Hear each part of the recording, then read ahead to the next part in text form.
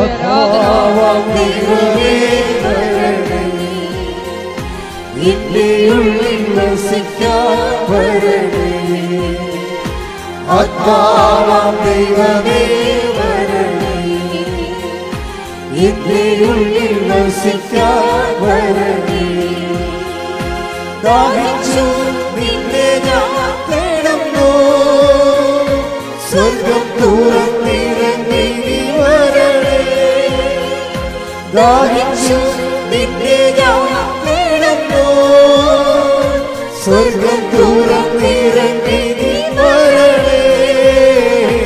ആത്മാവാം ദൈവമേ വരണേ, എന്റെ ഉള്ളിൽ വസിക്കാൻ വരണേ. പരിശുദ്ധ പരമദിവ്യകാരുണ്യത്തിന് എന്നേരവും ആരാധനയും സ്തുതിയും പുകഴ്ചയും ഉണ്ടായിരിക്കട്ടെ. എൻ്റെ പ്രിയപ്പെട്ടവരെ, ദൈവവുമായി ഉടമ്പടിയിലായിരിക്കുന്നവർ ഈ വേസ്റ്റ് മാനേജ്മെൻറ്റ് ശരിക്കും പഠിക്കാനുള്ള ഒത്തിരി അവസരങ്ങളുണ്ട്. അത് അർത്ഥവത്തായിട്ട് പ്രയോജനപ്പെടുത്തുന്ന അനുസരിച്ചുകൊണ്ട് നമുക്ക് ഉടമ്പടിയിൽ പുരോഗമിക്കാൻ പറ്റും. വേസ്റ്റ് മാനേജ് എന്ന് പറഞ്ഞാൽ നമ്മുടെ അടുക്കള വേസ്റ്റ് അവിടെ തന്നെ കുഴിച്ചു മൂടുന്ന പരിപാടിയല്ല. വേസ്റ്റ് മാനേജർ എന്ന് പറയുന്നത് ലൈഫിൻ്റെ അനുഭവങ്ങളിൽ കുറച്ച് വേസ്റ്റ് അനുഭവങ്ങളുണ്ടാവും. വേസ്റ്റ് അനുഭവങ്ങൾ വെച്ചാൽ അനുഭവങ്ങളിൽ പോസിറ്റീവ് ഉണ്ടാവും, നെഗറ്റീവ് ഉണ്ടാവും, അതേസമയം വേസ്റ്റും ഉണ്ടാവും. വെച്ചാൽ ഒരു കുപ്പ പോലെ ഇരിക്കണ നമുക്ക് തന്നെ ഒരു പിടിയും കിട്ടത്തില്ല. ഈ വേസ്റ്റായിട്ടുള്ള അനുഭവങ്ങളെ എങ്ങനെ ക്രിസ്തുവിനെ നേടാൻ വേണ്ടി നമ്മൾക്ക് റീസൈക്കിൾ ചെയ്യാൻ പറ്റും, അതാണ് ഉടമ്പടി ഇന്ന് അന്വേഷിക്കുന്നത്. കാര്യം എല്ലാവരും സാക്ഷ്യം പറയുമ്പോൾ കുറച്ച് വേസ്റ്റേജ് പറയുന്നുണ്ട് അവർ. പക്ഷെ അവർക്ക് അറിയത്തില്ല അത് എന്തുകൊണ്ടാണ് അങ്ങനെ സംഭവിക്കുക. ഉടമ്പടി ഞാൻ എടുത്തതാണല്ലോ, ദെൻ എന്നിട്ടും അപ്പം ഞാൻ ഉടമ്പടിയിലാണ് റിലേ ചെയ്യണത്. ഞാൻ ഉടമ്പടി റിലേ ചെയ്തിട്ടും എൻ്റെ ധാരണയ്ക്ക് എതിരെ കുറേ ഫ്ലോപ്പ് ആൻഡ് ഫെയിലിയേഴ്സ് സംഭവിക്കുന്നു. അപ്പം ചിലർ പറയും അത് എൻ്റെ ഉടമ്പടിയുടെ ചെയ്വനയുടെ കുഴപ്പമാണ്, അതുകൊണ്ടായിരിക്കും. അപ്പോൾ ഇനി ഞാൻ നല്ലവണ്ണം ഉടമ്പടി ചെയ്യാമെന്ന് പറയും. നിങ്ങൾ നല്ലവണ്ണം ഉടമ്പടി ചെയ്ത് ആയാലും ശരി, പിന്നെയും കുറേ വേസ്റ്റേജ് ഉണ്ടാകും അനുഭവങ്ങളിൽ. ഇപ്പോൾ തന്നെ കഴിഞ്ഞ ദിവസങ്ങളിൽ ഒരു ഡോക്ടറിൻ്റെ സാക്ഷ്യം ഉണ്ടായി. ഡോക്ടർ അള്ളിൻ്റെ സാക്ഷ്യത്തിൽ അവർ വളരെ ഇൻ്റലിജൻ്റായി എലഗൻ്റായിട്ടുള്ള ലേഡിയാണ്. പക്ഷെ എന്നിട്ട് ഞാൻ ഇവിടെ കണ്ടിട്ടുണ്ട് ഈ ചില മലയാളം പ്ലസ് ടുക്കാർ IELTS എഴുതി ഒറ്റ സ്ട്രെച്ചിന് പാസ്സാകണത്. മലയാളം ആണവർ, മലയാളം മീഡിയമാണ്. പക്ഷേ അവർ പറയും അപ്പായി മരിച്ചു, എൻ്റെ അനിയനാണ് എനിക്ക് വീട്ടിലുള്ളത്, അമ്മയുടെ ചെറിയ വരുമാനം കൊണ്ട് ഞങ്ങൾ ജീവിക്കണത്, അപ്പോൾ എന്നെ നീ കരകയറ്റി വിട്ടില്ലെങ്കിൽ കുടുംബം മുങ്ങിപ്പോവും എന്ന് മാതാവിനോട് ഡയറക്റ്റ് കമ്മ്യൂണിക്കേറ്റ് ചെയ്യും. പ്രേരണ സത്യത്തിൻ്റെ ഘടനകൾ പ്രാർത്ഥനയിൽ എപ്പോഴും ഉണ്ടാകണം നല്ലതാണ്. കാര്യം ഈ ഉടമ്പടി ഒരു വിഷയം നോട്ട് ബൈ മെറിറ്റിൽ വർക്ക് ചെയ്യും. ഇത് ബൈബിളിൻ്റെ മുഴുവൻ കോൺസെപ്റ്റിൽ ഈ നോട്ട് ബൈ മെറിറ്റ് ഉണ്ട്, ഉടമ്പടി മാത്രമല്ല. നോട്ട് ബൈ മെറിറ്റ് എന്ന് പറഞ്ഞാൽ എന്താണ്? നിൻ്റെ യോഗ്യത കൊണ്ടല്ല, എൻ്റെ കൃപ കൊണ്ട്. അപ്പോൾ നമ്മുടെ യോഗ്യത ഇല്ലെങ്കിലും ഉടമ്പടി പെർഫെക്റ്റ് ആണെങ്കിൽ ദൈവം ആ ഓപ്ഷൻ ഉപയോഗിച്ചുകൊണ്ട് നിങ്ങളെ ഹെൽപ്പ് ചെയ്യും. അതുകൊണ്ടാണ് ഈ മലയാളം മീഡിയംകാർ പ്ലസ് ടുക്കാർ IELTS എഴുതുമ്പോൾ ഒറ്റ സമയത്ത് തന്നെ പാസ്സായി വരും.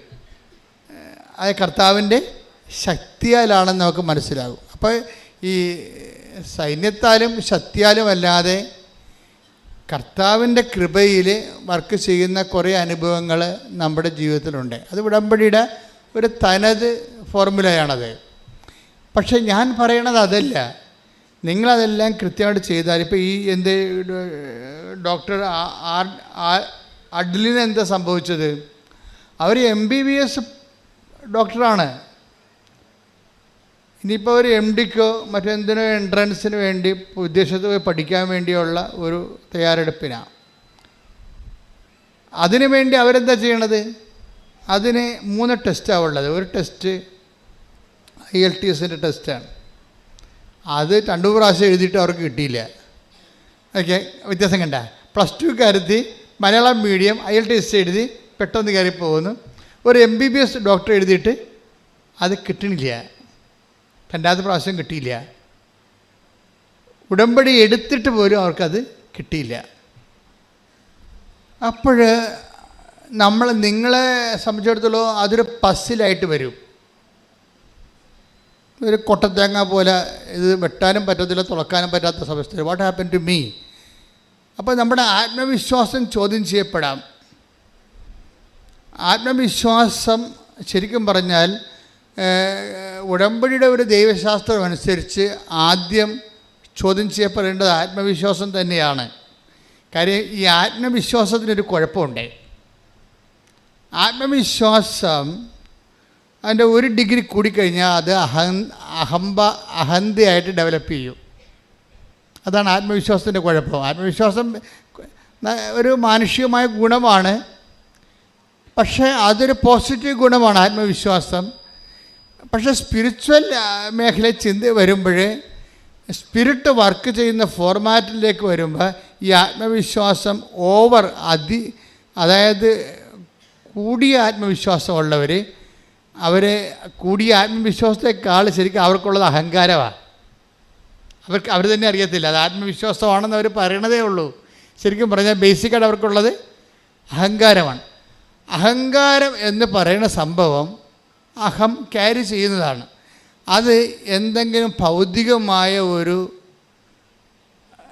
എബിലിറ്റിയുടെ കപ്പാസിറ്റിയുടെ അടിസ്ഥാനത്തിൽ നമ്മൾ ഡെവലപ്പ് ചെയ്തെടുത്ത ഒരു ആന്തരികമായ ഭാവമാണ്. ഇവിടെ നോ എൻട്രിയാണ് ദൈവത്തിന്. ഉടമ്പടി എടുക്കുമ്പോൾ എപ്പോഴും നമ്മൾ ശ്രദ്ധിക്കുക, കേവല മനുഷ്യനെ ഉടമ്പടി എടുത്ത് വിജയിപ്പിക്കാൻ പാടാണ്. അതിൻ്റെ ഉടമ്പടി പ്രവർത്തിക്കേണ്ട കാലാവസ്ഥ നിങ്ങൾ രൂപപ്പെടുത്തിയെടുക്കണം. ഈ ആത്മവിശ്വാസം എന്ന് പറയുമ്പോൾ നിങ്ങളുടെ വിദ്യാഭ്യാസം ചിലപ്പോൾ നിങ്ങൾക്ക് ഓവർ കോൺഫിഡൻസ് നൽകും. ഈ ഓവർ കോൺഫിഡൻസ് പലപ്പോഴും വർക്ക് ചെയ്യണത് സ്പിരിച്വൽ ഓവർ കോൺഫിഡൻസ് നിങ്ങളുടെ ഇടയിൽ പറഞ്ഞാൽ കുഴപ്പമില്ല. പക്ഷേ സ്പിരിച്വൽ ലാംഗ്വേജിൽ ഓവർ കോൺഫിഡൻസ് ശരിക്കും പറഞ്ഞാൽ പ്രൈഡിൻ്റെ ഭാഗമായിട്ട് വരും. പ്രൈഡ് വന്നാൽ പിന്നെ വരേണ്ടത്, പ്രൈഡിൽ ഇത് വർക്ക് ചെയ്യത്തില്ല. ഉടമ്പടി പ്രൈഡിൽ, അഹങ്കാരത്തിൽ ഉടമ്പടി, ഓവർ കോൺഫിഡൻസിൽ ഉടമ്പടി വർക്ക് ചെയ്യത്തില്ല. അപ്പോൾ ദൈവം ആദ്യം ചെയ്യണത് നിങ്ങളെ കാഷ്വാലിറ്റി കയറ്റിയിട്ട് നിങ്ങളുടെ ഓവർ കോൺഫിഡൻസ് ടോർപ്പഡോ ചെയ്യാൻ നോക്കും. അതിപ്പോൾ ഈ ആൾഡലിൻ്റെ സാക്ഷ്യം മാത്രമല്ല, പല സാക്ഷ്യങ്ങളിൽ നിന്നൊക്കെ നോക്കിയാൽ മനസ്സിലാവും. ഓവർ കോൺഫിഡൻസിൽ നിങ്ങൾക്ക് വരാൻ പോകുന്നൊരു കുഴപ്പം, നിങ്ങളുടെ ഇൻവെസ്റ്റ്മെൻറ്റ് ഒരു ക്വാളിറ്റേറ്റീവ്ലി ലോ ഇൻവെസ്റ്റ്മെൻ്റ് ആയിരിക്കും. മനസ്സിലായില്ലേ? ഗുണപരമായിട്ട് നിലവാരം കുറഞ്ഞ ഒരു നിക്ഷേപമാണ് ശരിക്കും നിങ്ങൾക്ക് ഓവർ കോൺഫിഡൻസുകാർക്ക് ഇതിൻ്റെ അകത്ത് വരണത് ഉടമ്പടി വരണത്. എന്താ കാര്യം? ഇതിപ്പോൾ ഉടമ്പടി എടുത്ത് എല്ലാവരും എടുക്കണമല്ലോ, എൻ്റെ കൂട്ടുകാരൊക്കെ ഉടമ്പടി എടുത്ത്, അതുകൊണ്ട് ഞാൻ എടുക്കണേ. ഉടമ്പടി എടുത്തില്ലെങ്കിലും എനിക്കറിയാം ഇത് റാങ്ക് ലിസ്റ്റിൽ കയറിപ്പോവും, ഞാൻ പാസ്സാവും, അല്ലെങ്കിൽ എനിക്ക് ജോലി കിട്ടുമെന്ന് എനിക്കറിയാം. ഇതാണ് ഓവർ കോൺഫിഡൻസ്. അപ്പോൾ അതുകൊണ്ട് ഈ ഓവർ കോൺഫിഡൻസുകാർക്ക് അവർ ഡേഞ്ചറസ് സോണിലാണ്. എന്താ കാര്യം? ദൈവം അത് വർക്കൗട്ട് ചെയ്യത്തില്ല. അവർ ഓവർ കോൺഫിഡൻസ് അഹങ്കാരമായിട്ട് ഡെവലപ്പ് ചെയ്തിരിക്കണ കാരണം അവിടെ ആത്മാവ് പ്രവർത്തിക്കാൻ പാടായിരിക്കും. അതുകൊണ്ട് ദൈവം എന്തുമാത്രം വർഷങ്ങൾ കാത്തിരുന്നറിയാവോ ഈ ആളെ ഒന്ന് ജനിപ്പിച്ചെടുക്കാൻ. ജൂഡിത്തിനെ എസ്തേറിനെ പോലെയൊക്കെ നല്ല തലക്കനമുള്ള പെണ്ണുങ്ങൾ ഇസ്രയേലിലുണ്ടായിരുന്നു. ഇസ്രയേലിലെ പെണ്ണുങ്ങൾ നിങ്ങൾക്ക് അറിയാമല്ലോ. ഞങ്ങൾ ഇസ്രയേലിൽ ചെല്ലുമ്പോൾ 9ാം ക്ലാസ്സുകാരത്തിയാണ് 6ാം ക്ലാസ്സുകാരത്തിയാണ് AK-47 കൊണ്ട് നടക്കുന്നത്. എല്ലാം ട്രെയിൻഡാണ്. അവർക്കൊരു പ്രത്യേക സ്റ്റാമിന ഉള്ള പെൺപിള്ളേരാണ്. പക്ഷേ അത് അത്തരം ടൈപ്പാണ് ജൂഡിറ്റ്, എസ്തേർ, അതിൻ്റെ കൂടെ ഉണ്ടായിരുന്ന ആ ചരിത്രം മുഴുവൻ റൂത്തിൻ്റെ കാലം വരെ നോക്കുമ്പോൾ എല്ലാം ഭയങ്കര ഇനിഷ്യേറ്റീവ് എടുക്കുന്ന ആൾക്കാരാണ്. ഈ റൂത്തിനെ പോലെയുള്ള നല്ല കരളുറപ്പുള്ളൊരു പെണ്ണല്ലെങ്കിൽ രാത്രി പോയി ബോവാസിൻ്റെ അടുത്ത് പോയി കിടക്കുക. അപ്പോൾ അവർ നല്ല അവർ ചെയ്യണ കാര്യങ്ങളെക്കുറിച്ച് അവർക്ക് നല്ല ഇച്ഛാശക്തിയും ദിശാബോധമുള്ള ആൾക്കാരാണ്. പക്ഷേ എന്താ പ്രോബ്ലം വെച്ച് കഴിഞ്ഞാൽ അങ്ങനെയുള്ള ഒരാളെ ഒരു രക്ഷാകര നടപടിക്രമത്തിൻ്റെ കെയർ ടേക്കറായിട്ട് നിർത്താനേ പറ്റത്തുള്ളൂ. അതിൻ്റെ യഥാർത്ഥ ആളായിട്ട് ഏജൻ്റായിട്ട് വെക്കാൻ പറ്റത്തില്ല. അതുകൊണ്ട് റൂത്തും താമറും ഒക്കെ രക്ഷാകര സംഭവത്തിലെ കെയർ ടേക്കേഴ്സാണ്. അവർ ശ്രേണിയിലുണ്ട്, ഇല്ലെന്നൊന്നും പറയണില്ല, ഉണ്ടവർ. പക്ഷെ അവർ ലൈം ലൈറ്റിലില്ല. അവർ ഇങ്ങനെ ഗ്രീൻ റൂമിൽ നിൽക്കണ കാണാം. താമരൊക്കെ ഗ്രീൻ റൂമിലുണ്ട്. രക്ഷാകര ചരിത്രം വായിക്കുമ്പോൾ താമര അതിൻ്റെ അകത്തുണ്ട്. താമര വിജാതി സ്ത്രീയാണ്, മോവാബുകാരത്തിയാണ്. അപ്പോൾ അതേസമയം തന്നെ അതേസമയം റൂത്തുണ്ട്, എല്ലാവരും ഉണ്ട്. പക്ഷെ സ്റ്റേജിൽ മറിയം മാത്രമേ ഉള്ളൂ. അതെന്താ കാര്യം? അവിടുന്ന് തന്നെ ദാസിയുടെ വിനീത അവസ്ഥ. മറ്റതൊക്കെ വിനീതപ്പെട്ട് വരാൻ കുറച്ച് സമയമെടുക്കും. റൂത്തും താമരൊക്കെ വിനയപ്പെട്ട് വരാനേ. താമറിൻ്റെയൊക്കെ കാര്യം ഭയങ്കര വിറ്റാണ്. താമര പറയും, ഞാൻ ഗർഭിണിയായിരിക്കണതേ, എൻ്റെ കയ്യിൽ റിങ് ഉണ്ട്, ഇതിൻ്റെ ഉടമസ്ഥനാണ് എൻ്റെ ഗർഭത്തിൻ്റെ ഉത്തരവാദി എന്ന് പറയും. അതാരാണ്? അത് ജൂദയാണ്. ജൂദാക്കിട്ട് പണി കൊടുക്കണേ. ജൂദയുടെ അഭ്യാസമൊന്നും എൻ്റെ അടുത്ത് നടക്കത്തില്ലെന്ന് പറയും. അപ്പോൾ അവർക്ക് അങ്ങനെ ചങ്കുറപ്പുള്ളവരൊക്കെ ഇതിനകത്തുണ്ട്. പക്ഷെ അവർ രക്ഷാകര നടപടിക്രമത്തിലുണ്ട്. അവർ ഗ്രീൻ റൂമിലാണ്. അവരെ വെച്ചുകൊണ്ട് ക്രിസ്തുവിനെ ഡയറക്റ്റ് പ്രസവിക്കാനൊന്നും പറ്റത്തില്ല. അതാണ് പ്രശ്നം.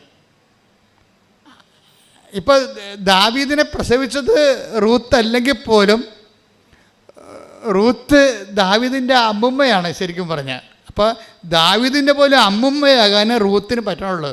റൂത്തിൻ്റെ അത് വലിയ മിസ്റ്റേക്ക് ഇല്ലാത്തൊരു ലേഡിയാണ്. അപ്പോൾ നമുക്കറിയാം മാതാവിന് എന്തുമാത്രം വ്യത്യാസം, എന്തുമാത്രം ഫിൽട്ടർ ചെയ്തിട്ടാണ് ഈ മറിയത്തിലേക്ക് ദൈവം വരണതെന്നറിയാം. മറിയത്തിനോട് പറയുമ്പോൾ തന്നെ മറിയത്തിൻ്റെ ആദ്യത്തെ വാക്ക് തന്നെ ബിഹോൾഡ് എന്നാ പറയുന്നത്. ബിഹോൾഡ് എന്താണ്? The hand made of the Lord. എന്ത് രസമാ കേൾക്കാൻ, എന്തൊരു വല്ലാത്ത പറച്ചിലാണ്. എന്താണ്? നീ ഗർഭം ധരിച്ച് പുത്രനെ പ്രസവിക്കുമെന്ന് പറയുമ്പോഴേ അതിൻ്റെ ബാക്കി ഭാഗങ്ങളെല്ലാം വെളിപ്പെടുത്തി കഴിയുമ്പോൾ അമ്മ പറയുന്ന വാക്ക് എന്താണ്? ഇതാ കർത്താവിൻ്റെ ദാസി. അപ്പോൾ ക്രിസ്തുവിനെ സ്വീകരിക്കുക എന്നുള്ളതും ദാസ്യതയും എന്നുള്ളതും രണ്ടും ഒരു സംഭവമാണ്. നിങ്ങൾക്കറിയാമല്ലോ, ഉടമ്പടി തിരിച്ചിട്ടാലും ഈ പൂച്ച എറിയണ പോലെയുള്ള പരിപാടിയാണ്. എങ്ങനെ എറിഞ്ഞാലും 4 കാലേ വന്ന് വീഴും ഈ ഉടമ്പടി. ഉടമ്പടിയുടെ ലക്ഷ്യം എന്താണ്? ക്രിസ്തുവിനെ വ്യക്തികളെ സ്വീകരിക്കുക എന്നുള്ളതാണ്. അതിൻ്റെയൊക്കെ ഒരു നിമിത്തമായിട്ട് മാർഗമായിട്ടാണ് ബാക്കിയുള്ള ഭൗതിക സാഹചര്യങ്ങളുടെ സമ്മർദ്ദങ്ങളും അതിൻ്റെ ഒരു പ്രെയർ ഫോമിലേക്കൊക്കെ വെക്കണത്. നിങ്ങളതിൻ്റെ കഥ അറിയാതെ ആട്ടം കാണരുത്. ഇത് ക്രിസ്തുവിനെ സ്വീകരിക്കുകയാണ് എൻ്റെ മെയിൻ സംഭവം.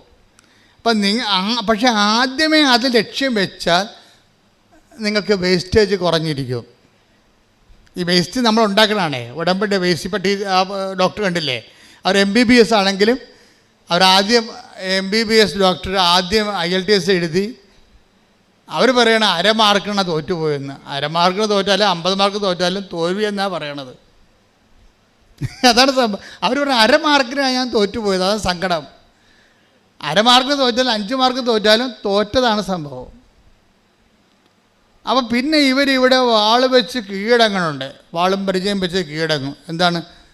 ഇനി IELTSമായിട്ട് ഞാനില്ല മുന്നോട്ടെന്ന്. അപ്പോൾ ബുദ്ധിമാന്മാരെ ലജ്ജിപ്പിക്കാൻ വേണ്ടി ദൈവം ബലഹീനരെ ഉയർത്തിക്കൊണ്ട് വരുന്നുണ്ടേ. അതിനെ താഴെയുള്ള ആൾക്കാരെ IELTS പുഷ്പം പോലെ ജയിച്ചു പോകണ്ടേ. അപ്പോൾ അവിടെ എന്താണ് കുഴപ്പം? ഡോക്ടറിന് മെറിറ്റില്ലേ? ഡോക്ടറല്ലേ, അവർക്ക് MBBS എഴുതാമെങ്കിൽ ഒരു 100 IELTS എഴുതിയെടുക്കാൻ പറ്റും. അപ്പോൾ അവർക്ക് മെറിറ്റുണ്ട്. ഈ മെറിറ്റ് ഇവർക്ക് ആവശ്യമില്ലാത്തൊരു ആത്മവിശ്വാസം കൊടുത്തിട്ടുണ്ട്. ഇനി ദൈവത്തിന് മുമ്പിലുള്ള പരിപാടി എന്താണ്? ദൈവത്തെ സംബന്ധിച്ചിടത്തോളം നിങ്ങൾക്കറിയാമല്ലോ, നിങ്ങൾ IELTS പാസ്സായതുകൊണ്ടോ നിങ്ങളുടെ വീട്ടിൽ അല്ലെങ്കിൽ നിങ്ങൾ വസ്തു വിറ്റത് കൊണ്ടോ കല്യാണം നടത്തിയതുകൊണ്ടോ ഈ കച്ചവടത്തിൽ ദൈവത്തിന് ലാഭമൊന്നുമില്ല. അത് ആദ്യമേ നിങ്ങൾ മനസ്സിലാക്കണം. നമുക്ക് മാത്രമേ എന്തെങ്കിലും ലാഭമുള്ളൂ, മെച്ചമുള്ളൂ. അപ്പോൾ ബുദ്ധിയുള്ള നിങ്ങൾ എന്ത് ചെയ്യണം? ഇതിൻ്റെ അകത്ത് ദൈവത്തിൻ്റെ പ്രോഫിറ്റ് എത്രയാണെന്ന് നോക്കണം ആദ്യം. അത് ആദ്യമേ ഫിക്സ് ചെയ്താൽ പ്രശ്നം തീർന്ന് ഈ കച്ചവടത്തിൽ. പറഞ്ഞ അച്ഛൻ മനസ്സിലായില്ലേ? ഇതിന് ദൈവത്തിന് ഞാൻ ഈ ഉടമ്പടി എടുത്തിട്ട് ഇതുകൊണ്ട് ദൈവത്തിന് എന്താണ് ലാഭം? ദൈവം ലാഭമില്ലാത്ത ഒരു പരിപാടിക്കും ഉണ്ടാകത്തില്ല. അതെപ്പോഴും ഓർത്തേക്കണം.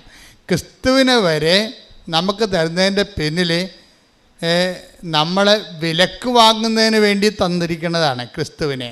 അത്രയും ഭയങ്കര എക്സ്പെൻഡിച്ചർ മുടക്കിയിരിക്കുന്നതാണ്. തൻ്റെ ഏകജാതിനെ നൽകാൻ തക്ക വിധം ദൈവം തൻ്റെ സ്നേഹത്താൽ അത്രമാത്രം സ്നേഹിച്ചിട്ട് ദൈവത്തിന് ഈ വിഷയത്തിൽ ക്രിസ്തു എന്തെല്ലാം അതിന് നഷ്ടപ്പെടുത്തിയാലും, ക്രിസ്തുവിനെ വരെ നഷ്ടപ്പെടുത്തിയാലും ശരി, എനിക്ക് നിങ്ങളെ നഷ്ടപ്പെടരുതെന്നുള്ള വലിയൊരു മനസ്സിൽ നിന്നാണ് ഇതെല്ലാം രൂപപ്പെട്ട് വരണത്. പക്ഷേ അത് ദൈവത്തിൻ്റെ ആ മനസ്സ് ബോധപൂർവ്വം മനസ്സിലാക്കിയിട്ട് നിങ്ങൾ ഉടമ്പടി എടുക്കുമ്പോൾ തന്നെ ഈ കച്ചവടത്തിൽ ഈ വിനിമയം, നമുക്ക് കച്ചവടം മോശമാക്കുകയാണെങ്കിൽ ഞാൻ ഉപേക്ഷിച്ച് ഈ ഒരു വിനിമയം, ഒരു കവനൻ്റെ ഒരു വിനിമയമാണ്. ബൈലാറ്ററൽ എഗ്രിമെൻ്റ് ആകുമ്പോൾ ഒരു വിനിമയമുണ്ട് അതിൻ്റെ അകത്ത്. ഈ വിനിമയത്തിൽ ദൈവത്തിന് എന്താണ് മെച്ചം, ദൈവത്തിന് എന്നാ അതിൻ്റെ അകത്ത് കിട്ടണത് എന്ന് ആദ്യം നമ്മൾ മനസ്സിലാക്കി വെക്കണം. അല്ല നിങ്ങളെന്താ ചെയ്യണത്? നിങ്ങൾക്ക് എന്ത് കിട്ടുമെന്ന് വിചാരിച്ചുകൊണ്ടാണ് ഇത് വർക്കൗട്ട് ചെയ്യണത്. അതുകൊണ്ടാണ് ഈ വേസ്റ്റേജ് കൂടുന്നത്. അതിൻ്റെ കാരണം ആദ്യം ദൈവത്തിന് എന്ത് കിട്ടും, ദൈവം എന്താണ് ചെയ്യണത്, ദൈവം ഉദ്ദേശിക്കുന്ന ദൈവത്തിൻ്റെ ഒരു സ്വപ്നം എന്താണ്? നിങ്ങളിൽ ക്രിസ്തു രൂപപ്പെട്ടു വരണം. അതാ പ്രശ്നം. Receive Jesus Christ and get saved. കർത്താവിനെ സ്വീകരിച്ചുകൊണ്ട് രക്ഷിക്കപ്പെടുക എന്നുള്ളതാണ് ദൈവത്തിൻ്റെ അൾട്ടിമേറ്റ് എയിം. ദൈവത്തിൻ്റെ വിനിമയത്തിൽ ആത്യന്തികമായ ദൈവത്തിൻ്റെ ഒരു പ്രോഫിറ്റ് എന്ന് പറയുന്നത് നിങ്ങൾ ക്രിസ്തുവിനെ സ്വീകരിക്കുന്നതാണ്. അതുകൊണ്ടാണ് പൗരസപ്പോസം പറഞ്ഞ ക്രിസ്തുവിനെ സ്വീകരിക്കാൻ വേണ്ടി നമ്മളെ സ്വീകരിക്കുന്നവരെ കുറേ വേസ്റ്റേജുകളുണ്ടാവും. ക്രിസ്തുവിനെ സ്വീകരിക്കാൻ വേണ്ടി ഫിലിപ്പി 3:8. അതെ, ഇവയെല്ലാം ക്രിസ്തുവിനെ പ്രതി നഷ്ടമായി ഞാൻ കണക്കാക്കി. ഇവ മാത്രമല്ല, എൻ്റെ കർത്താവായ യേശുക്രിസ്തുവിനെ പറ്റിയുള്ള ജ്ഞാനം കൂടുതൽ വിലയുള്ളതാകയാൽ സർവവും നഷ്ടമായി തന്നെ ഞാൻ പരിഗണിക്കുന്നു. അവനെ പ്രതി ഞാൻ സകലവും നഷ്ടപ്പെടുത്തുകയും ഉച്ഛിഷ്ടം പോലെ കരുതുകയുമാണ്. അപ്പം ചില കാര്യങ്ങൾ വേസ്റ്റ് ഉണ്ടാകും. അത് ക്രിസ്തുവിനെ പ്രതിയാണ് വേസ്റ്റ് ഉണ്ടാകുമ്പോൾ നമ്മൾ പറഞ്ഞ അയ്യോ വേസ്റ്റ് ആയപ്പോലെ ഇനി എന്ത് ചെയ്യുന്നില്ല. ഇത് നിങ്ങൾ ജീവിതത്തിൽ സംഭവിച്ചിട്ടുള്ള വേസ്റ്റുകൾ, പിറ്റേന്ന് നാൾ നിങ്ങളുടെ പരിശ്രമങ്ങളില്ലേ, നിങ്ങൾ എന്തുമാത്രം ഇൻട്രസ്റ്റ് എഴുതി, എന്തുമാത്രം ഇൻ്റർവ്യൂവിന് പങ്കെടുത്ത്, എത്ര ചെറുക്കന്മാർ വന്ന് നിങ്ങളെ കണ്ടു, എന്തുമാത്രം കാപ്പിയും ബിരിയാണിയും മിക്സറൊക്കെ അവന്മാർ കഴിച്ചിട്ട് പോയി, എന്നിട്ട് ഒരു കല്യാണം ഒത്തില്ലല്ലോ. എന്തുമാത്രം വേസ്റ്റേജാണ് വരണത് ജീവിതത്തിൽ. ഞാൻ ജീവിതത്തെക്കുറിച്ചാണ് സംസാരിക്കണത്, നിങ്ങളോർക്കും വേറെ കാര്യമാണ്. ഞാൻ ജീവിതത്തെക്കുറിച്ച് തന്നെ സംസാരിക്കണത്. അപ്പോൾ ഇങ്ങനെ നമ്മൾ നഷ്ടപ്പെടുത്തിയ കുറേ വേസ്റ്റുകളുണ്ട്. ഈ വേസ്റ്റുകൾ നമുക്ക് തന്നിരിക്കുന്ന വികാരം എന്താണ്? നിരാശ, പരാജയബോധം, കുറേ സാധനമില്ലേ നമ്മുടെ വേസ്റ്റ്. നിങ്ങൾ ഞാൻ കൽക്കട്ടയിൽ വരെ പോയി ആ വിസ ഇൻ്റർവ്യൂവിന് പങ്കെടുത്തതാണ്, എന്നിട്ട് അത് കിട്ടിയില്ലെന്ന് പറയും. കാശും പോയി, വിസയും കിട്ടിയില്ല, സമയവും പോയി, വേസ്റ്റായില്ലേ. അപ്പം ചില പറയും ഞാൻ മദ്രാസ് വരെ പോയി ആ പരീക്ഷ എഴുതിയതാണ്. എനിക്കന്ന് പനിയായിരുന്നു, എനിക്കന്ന് പീരീഡ്സ് ആയിരുന്നു, ഭയങ്കര കഷ്ടപ്പാട്. ഞാൻ പറഞ്ഞാണ് മമ്മിയോട് പോണില്ല, മമ്മിയാണ് എന്നെ ഉന്തിത്തള്ളി വിട്ടത്. എന്നിട്ട് അതും കിട്ടിയില്ല, ഞാൻ അകപ്പെട്ടു പോയി. അപ്പം നമുക്ക് ഒത്തിരിയേറെ സങ്കടങ്ങൾ. ഇത്രയും കഷ്ടപ്പെട്ടിട്ട് ഒരു പ്രയോജനമില്ല, വെറുതെ അലയാവുന്നില്ല, ഒരു കാര്യമില്ലല്ല. ഇതാണ് വേസ്റ്റ് എന്ന് പറയുന്നത്. ഇപ്പോൾ മനസ്സിലായല്ലോ വേസ്റ്റ്. ഈ വേസ്റ്റ് കൊണ്ട് എങ്ങനെ വിളക്ക് കത്തിക്കാമെന്ന് നോക്കണം. ഈ വേസ്റ്റ് എടുത്തിട്ട് എന്താ ചെയ്യണത്? ബൈബിൾ പറയണത് ഈ വേസ്റ്റ് എല്ലാം നീ ക്രിസ്തുവിൻ്റെ അക്കൗണ്ടിലേക്ക്, പിതാവായ ദൈവത്തിൻ്റെ അക്കൗണ്ടിലേക്ക് സെൻഡ് ചെയ്യണം. അതാണ് വിഷയം. നീ അത് വെച്ച് നിരാശയായിട്ട് അനുഭവിച്ചുകൊണ്ടിരിക്കരുത്. ഉടമ്പടി സൂപ്പർ പദ്ധതിയാണ്. ഈ സംഭവം മുഴുവനും നിനക്ക് നഷ്ടപ്പെട്ട നഷ്ടങ്ങളെല്ലാം എഴുതിയിട്ടിട്ട് പിതാവിൻ്റെ അക്കൗണ്ടിലേക്ക് ക്യാരി ഓവർ ചെയ്യണം. അപ്പാ, ഇതെല്ലാം ഞാൻ വിശ്വാസത്തോടെ പ്രത്യാശയോടെ സ്വീകരിക്കുന്നു. ഞാൻ സഹിച്ച സഹനങ്ങൾ, നഷ്ടങ്ങൾ, അതുപോലെ തന്നെ കോട്ടങ്ങൾ, എൻ്റെ ജീവിതത്തിലെ ഉച്ഛിഷ്ടങ്ങൾ ഇതെല്ലാം ക്രിസ്തുവിനെ നേടാൻ വേണ്ടി നിൻ്റെ മഹത്വത്തിന് വേണ്ടി കാഴ്ചവെക്കുന്നു. Praise the Lord. അപ്പോൾ ഒന്ന് പറഞ്ഞേ, അപ്പാ എൻ്റെ ജീവിതത്തിൽ വന്നിട്ടുള്ള പരാജയങ്ങള് ഒരു ആവശ്യമില്ലാത്ത പരാജയങ്ങള് മറ്റുള്ളവരുടെ ഉപദേശത്താൽ അടിച്ചേൽപ്പിക്കപ്പെട്ട പദ്ധതി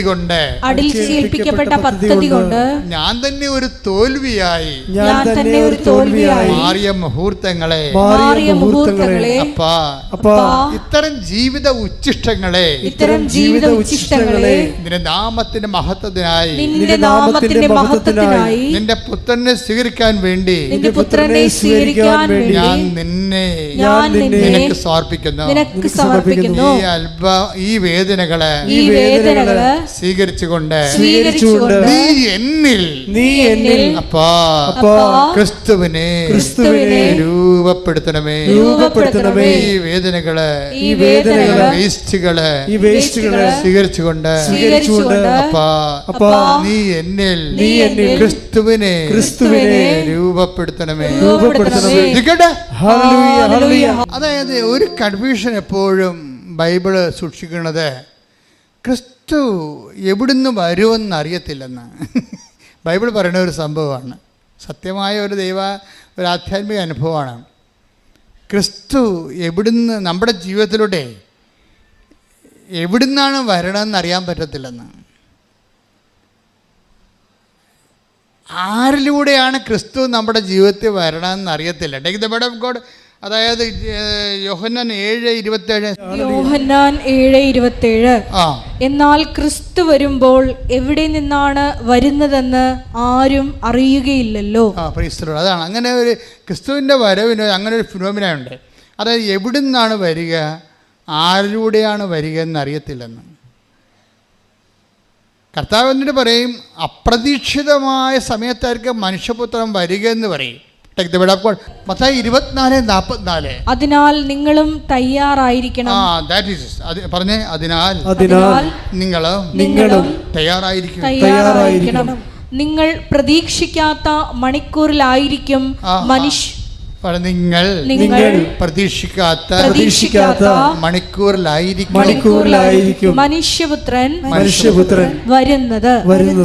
അപ്പൊ ഇത് ക്രിസ്തു എവിടുന്ന് വരുന്നു, ആരിലൂടെ വരുന്നു, എപ്പോൾ വരുന്നു എന്നുള്ളത് വി ഡോണ്ട് നോ. അതിൻ്റെ അർത്ഥം എന്താണ്?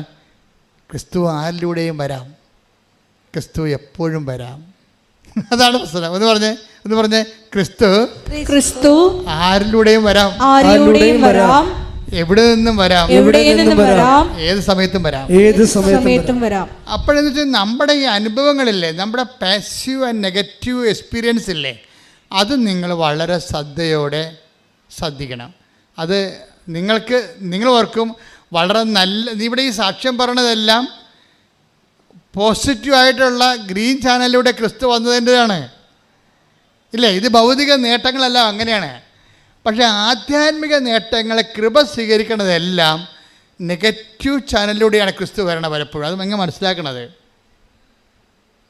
Negative channel. ഇപ്പം ഞാനിവിടെ നിൽക്കുമ്പോൾ എൻ്റെ അപ്പന് ഭയങ്കര ഇഷ്ടമായിരുന്നു എന്നെ പട്ടക്കാരനാക്കണത്.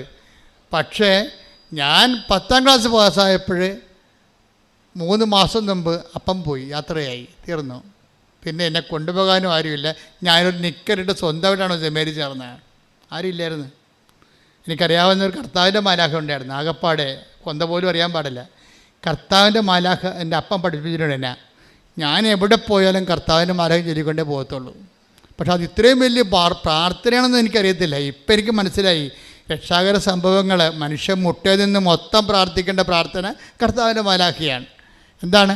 ആ കർത്താവിൻ്റെ മാലാഖ തന്നെയാണ് ഞാൻ ഇന്ന് നിങ്ങളോട് പറയണത്. എന്താണ്? കർത്താവിൻ്റെ മാലാഖ പരിശുദ്ധ മറിയത്തോട് വചിച്ചു, പരിശുദ്ധാത്മാവിനാൽ മറിയം ഗർഭം ധരിച്ചു. കൈയടിക്കട്ടെ, ശ്രദ്ധിക്കട്ടെ. അപ്പം മരിച്ചത് ഒരു നെഗറ്റീവ് കാര്യമാണല്ലേ, അപ്പം മരിച്ചത്. പിന്നെ എന്താണ് അതിലൂടെ ഉണ്ടായ ഇമ്പാക്റ്റ്? എന്താ? എൻ്റെ അപ്പൻ്റെ മരണത്തിലൂടെ ഉണ്ടായ ഇമ്പാക്റ്റ് എന്താണ്? എൻ്റെ കോൺഫിഡൻസ് തകർന്നു പോയി. നിൻ്റെ അപ്പൻ മരിച്ചാലും നിന്റെ കോൺഫിഡൻസ് തകർന്നാലും തകരാത്ത ഒരു ആളാണ് ക്രിസ്തു. കൈയടിക്കട്ടെ, ശ്രദ്ധിക്കട്ടെ.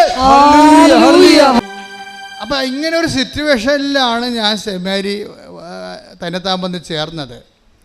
അത് കാരണം എനിക്ക് എപ്പോഴും പേടിയുണ്ടാവും. എന്താ കാര്യം? നമ്മൾക്ക് സപ്പോർട്ടീവായിട്ട് വീട്ടിലാരുമില്ല, ഗൈഡ് ചെയ്യാൻ പറ്റിയ ആളില്ല. അപ്പം അങ്ങനെ ഒരു സിറ്റുവേഷനിൽ വരുമ്പോൾ നമ്മുടെ സ്വകാര്യതയില്ലേ, സ്വകാര്യതയ്ക്കൊരു സെക്യൂരിറ്റി ഇല്ല. നിൻ്റെ സ്വകാര്യതയ്ക്ക് സെക്യൂരിറ്റി ഇല്ലാത്തൊരു കാലമുണ്ടാവും. നിൻ്റെ സ്വകാര്യമായ എല്ലാ മനുഷ്യരും ജീവിക്കണത് എങ്ങനെയാണ്? അവൻ്റെ സ്വകാര്യ ലൈഫിനൊരു സുരക്ഷിതത്വം വ്യക്തികളായിട്ടോ സ്ഥാപനമോ സംവിധാനമോ കൊടുക്കുന്നുണ്ടാവും.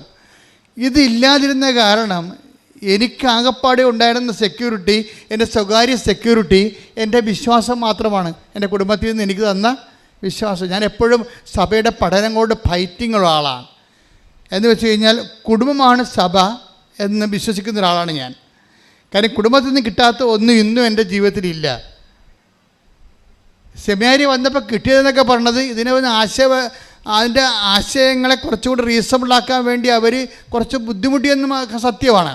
പക്ഷേ ഞാൻ അനുഭവത്തിൽ വിശ്വസിച്ച് വന്നത്, എൻ്റെ അപ്പം 12 മണി പട്ടാപ്പകലൊക്കെ ഈ വീട്ടിലെ പറമ്പിലൊക്കെ ജോലി ചെയ്തും വന്നിട്ട് അപ്പം കണ്ണീരിട്ട് 12 തിരികെ കത്തിച്ച് അപ്പം കൈവിരിച്ചൊക്കെ ഈശോയുടെ മുമ്പിൽ നിൽക്കണ ഞാൻ കണ്ടിട്ടുണ്ട്. അപ്പം അപ്പം തന്നെയാണ് ബൈബിള്, അപ്പം തന്നെയാണ് വേദപാഠപുസ്തകം. അപ്പനെയും അമ്മയേക്കാൾ വലിയ മതപുസ്തകങ്ങളില്ല. അതുകൊണ്ട് അപ്പനും അമ്മയും എപ്പോഴും ഓർക്കുക, നിങ്ങളുടെ മക്കളുടെ മുമ്പിൽ നിങ്ങളാണ് ദൈവത്തിൻ്റെ വിശുദ്ധ വേദപുസ്തകം. ശ്രദ്ധിക്കട്ടെ.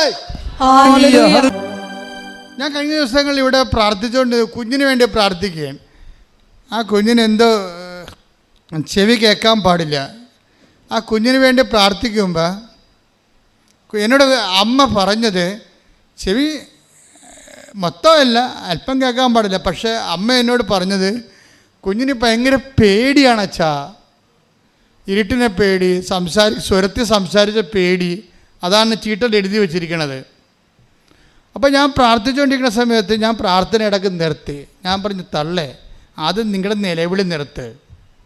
നിങ്ങൾ ആരാണ്? നിങ്ങൾക്ക് ഒരു അമ്മയാകാനുള്ള യാതൊരു യോഗ്യതയുമില്ല.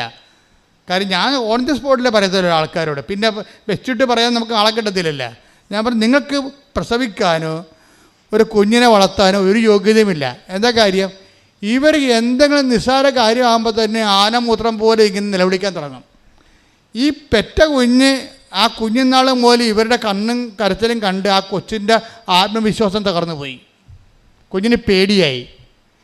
ഇനി ഇവർ വേണമെങ്കിൽ പേടിപ്പിക്കുകയും ചെയ്യും, പറഞ്ഞ് പേടിപ്പിക്കുകയും ചെയ്യത്തില്ല. മാക്കാൻ മനു കൊക്കോ എന്നൊക്കെ പറഞ്ഞു കഴിഞ്ഞാൽ പേടിപ്പിക്കത്തില്ല. എന്തെങ്കിലും ചോറ് തിരിക്കാനാണെങ്കിലും മുല കൊടുക്കാനാണെങ്കിലും കുടിക്കുക, നമ്മളെ പേടിപ്പിക്കുക.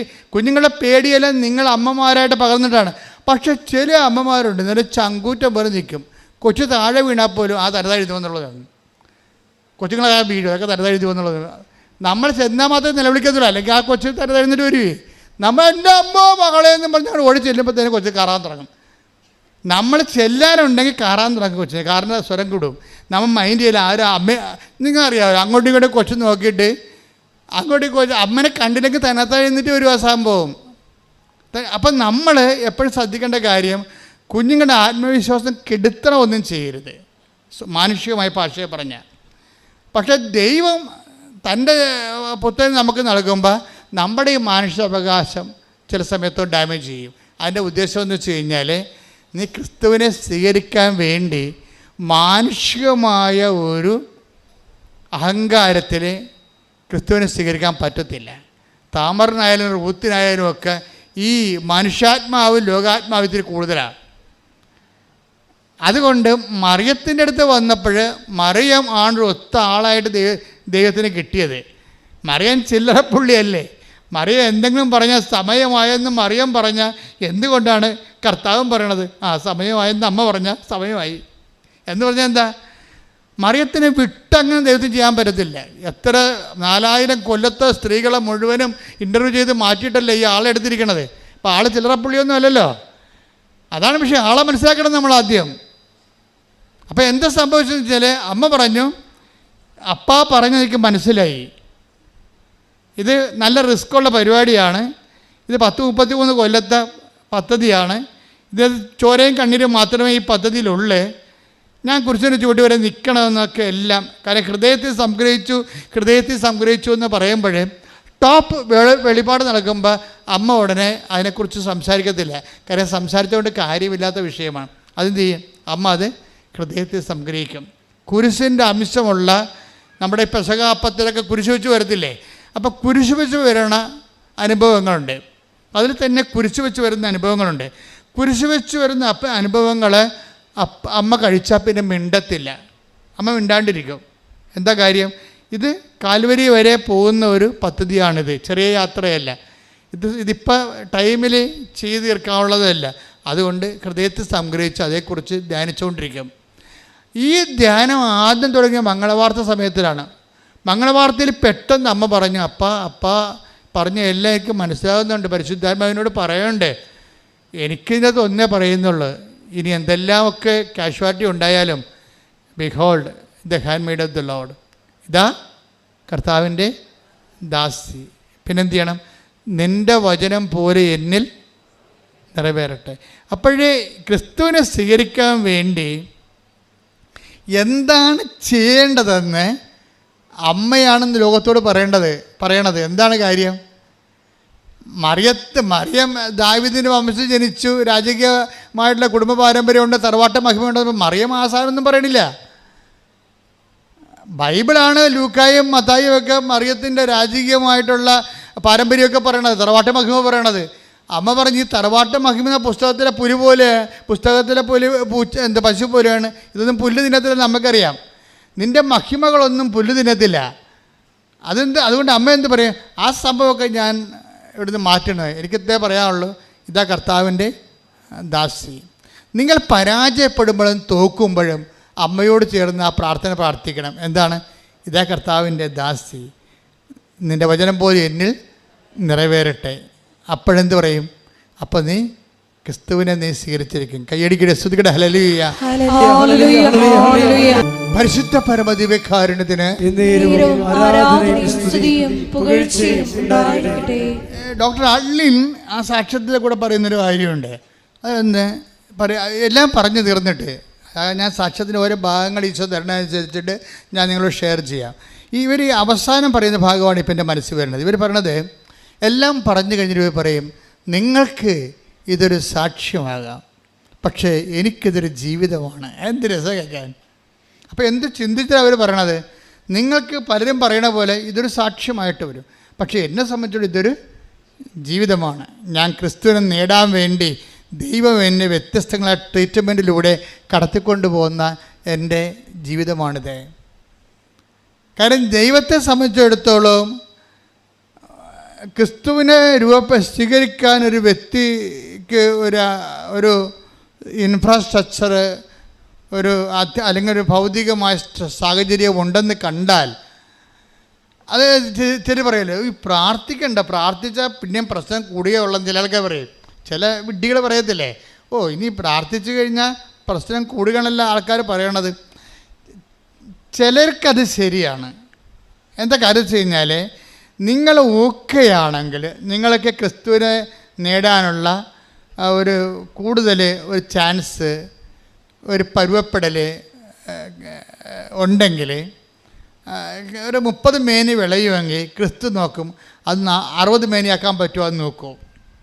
60 മേനി കൃപ വിളയണ ആളാണെങ്കിൽ ക്രിസ്തു പറയും 100-ന് ചാൻസുള്ള ആളാണ്, വെയിറ്റ് ചെയ്യാൻ പറയാം. അപ്പം നമുക്ക് കിട്ടുന്ന അനുഭവം എന്താ?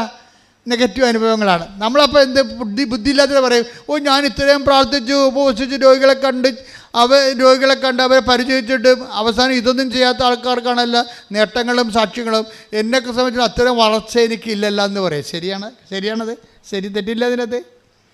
പക്ഷേ എന്താ പ്രശ്നം? നീ 60 മേനി കാഴ്ചയില്ലേ, അപ്പം നീ തൃപ്തിയല്ലേ? ക്രിസ്തു നിൻ്റെ കാര്യത്തിൽ തൃപ്തിയില്ലാത്ത ആളാണ്. ക്രിസ്തു പറയും 100 മേനിക്ക് ചാൻസുള്ള ആളാണ്, റാങ്ക് കിട്ടാൻ ചാൻസുള്ള കുട്ടിയാണ്, ഉഴപ്പിയിട്ടാണെന്ന് പറയും.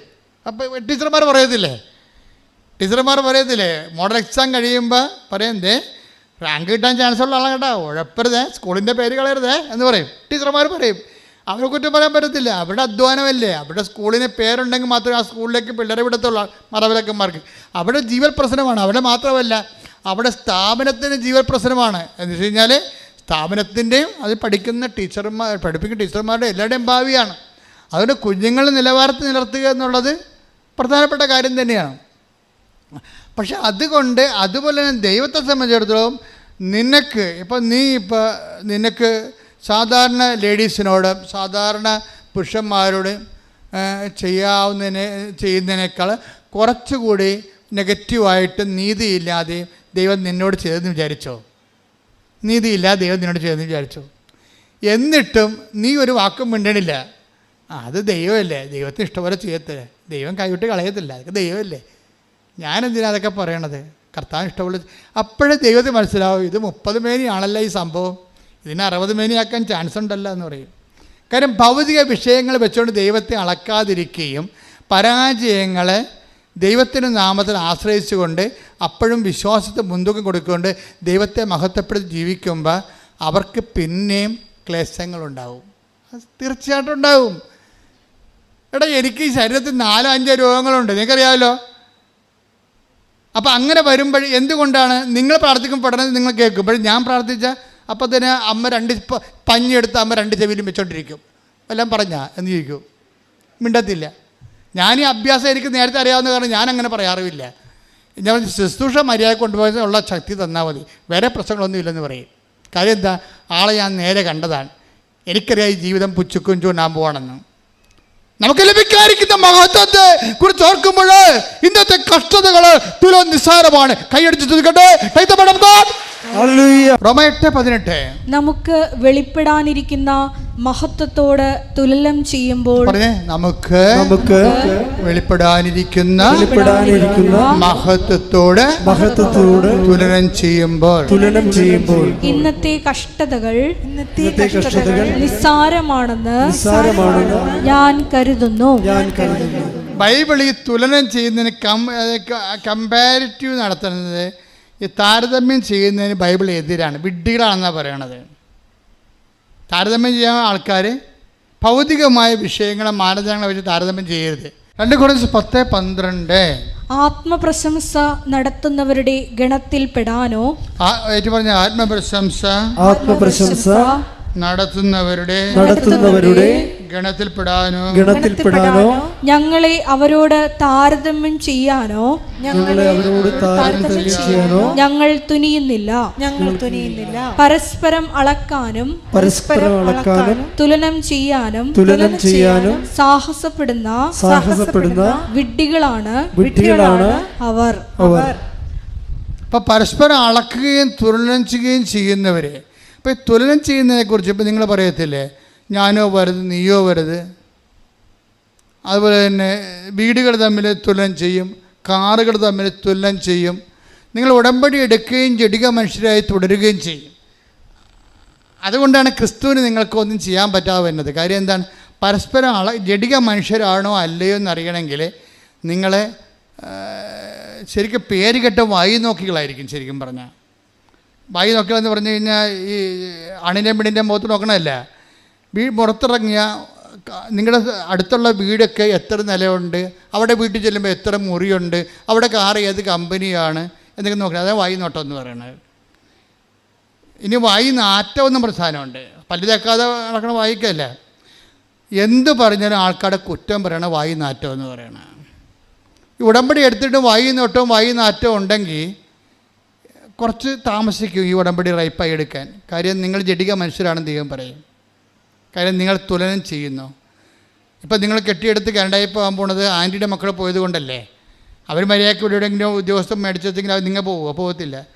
അവർ 10 പുത്തം കൊണ്ടുവന്ന് കഴിയുമ്പോൾ അവരെയും നിങ്ങളുടെ കയ്യിൽ അഭ്യാസം കാണിക്കും. വലിയ ആവശ്യമില്ലെങ്കിലും വലിയ വീടൊക്കെ ഉണ്ടാക്കും.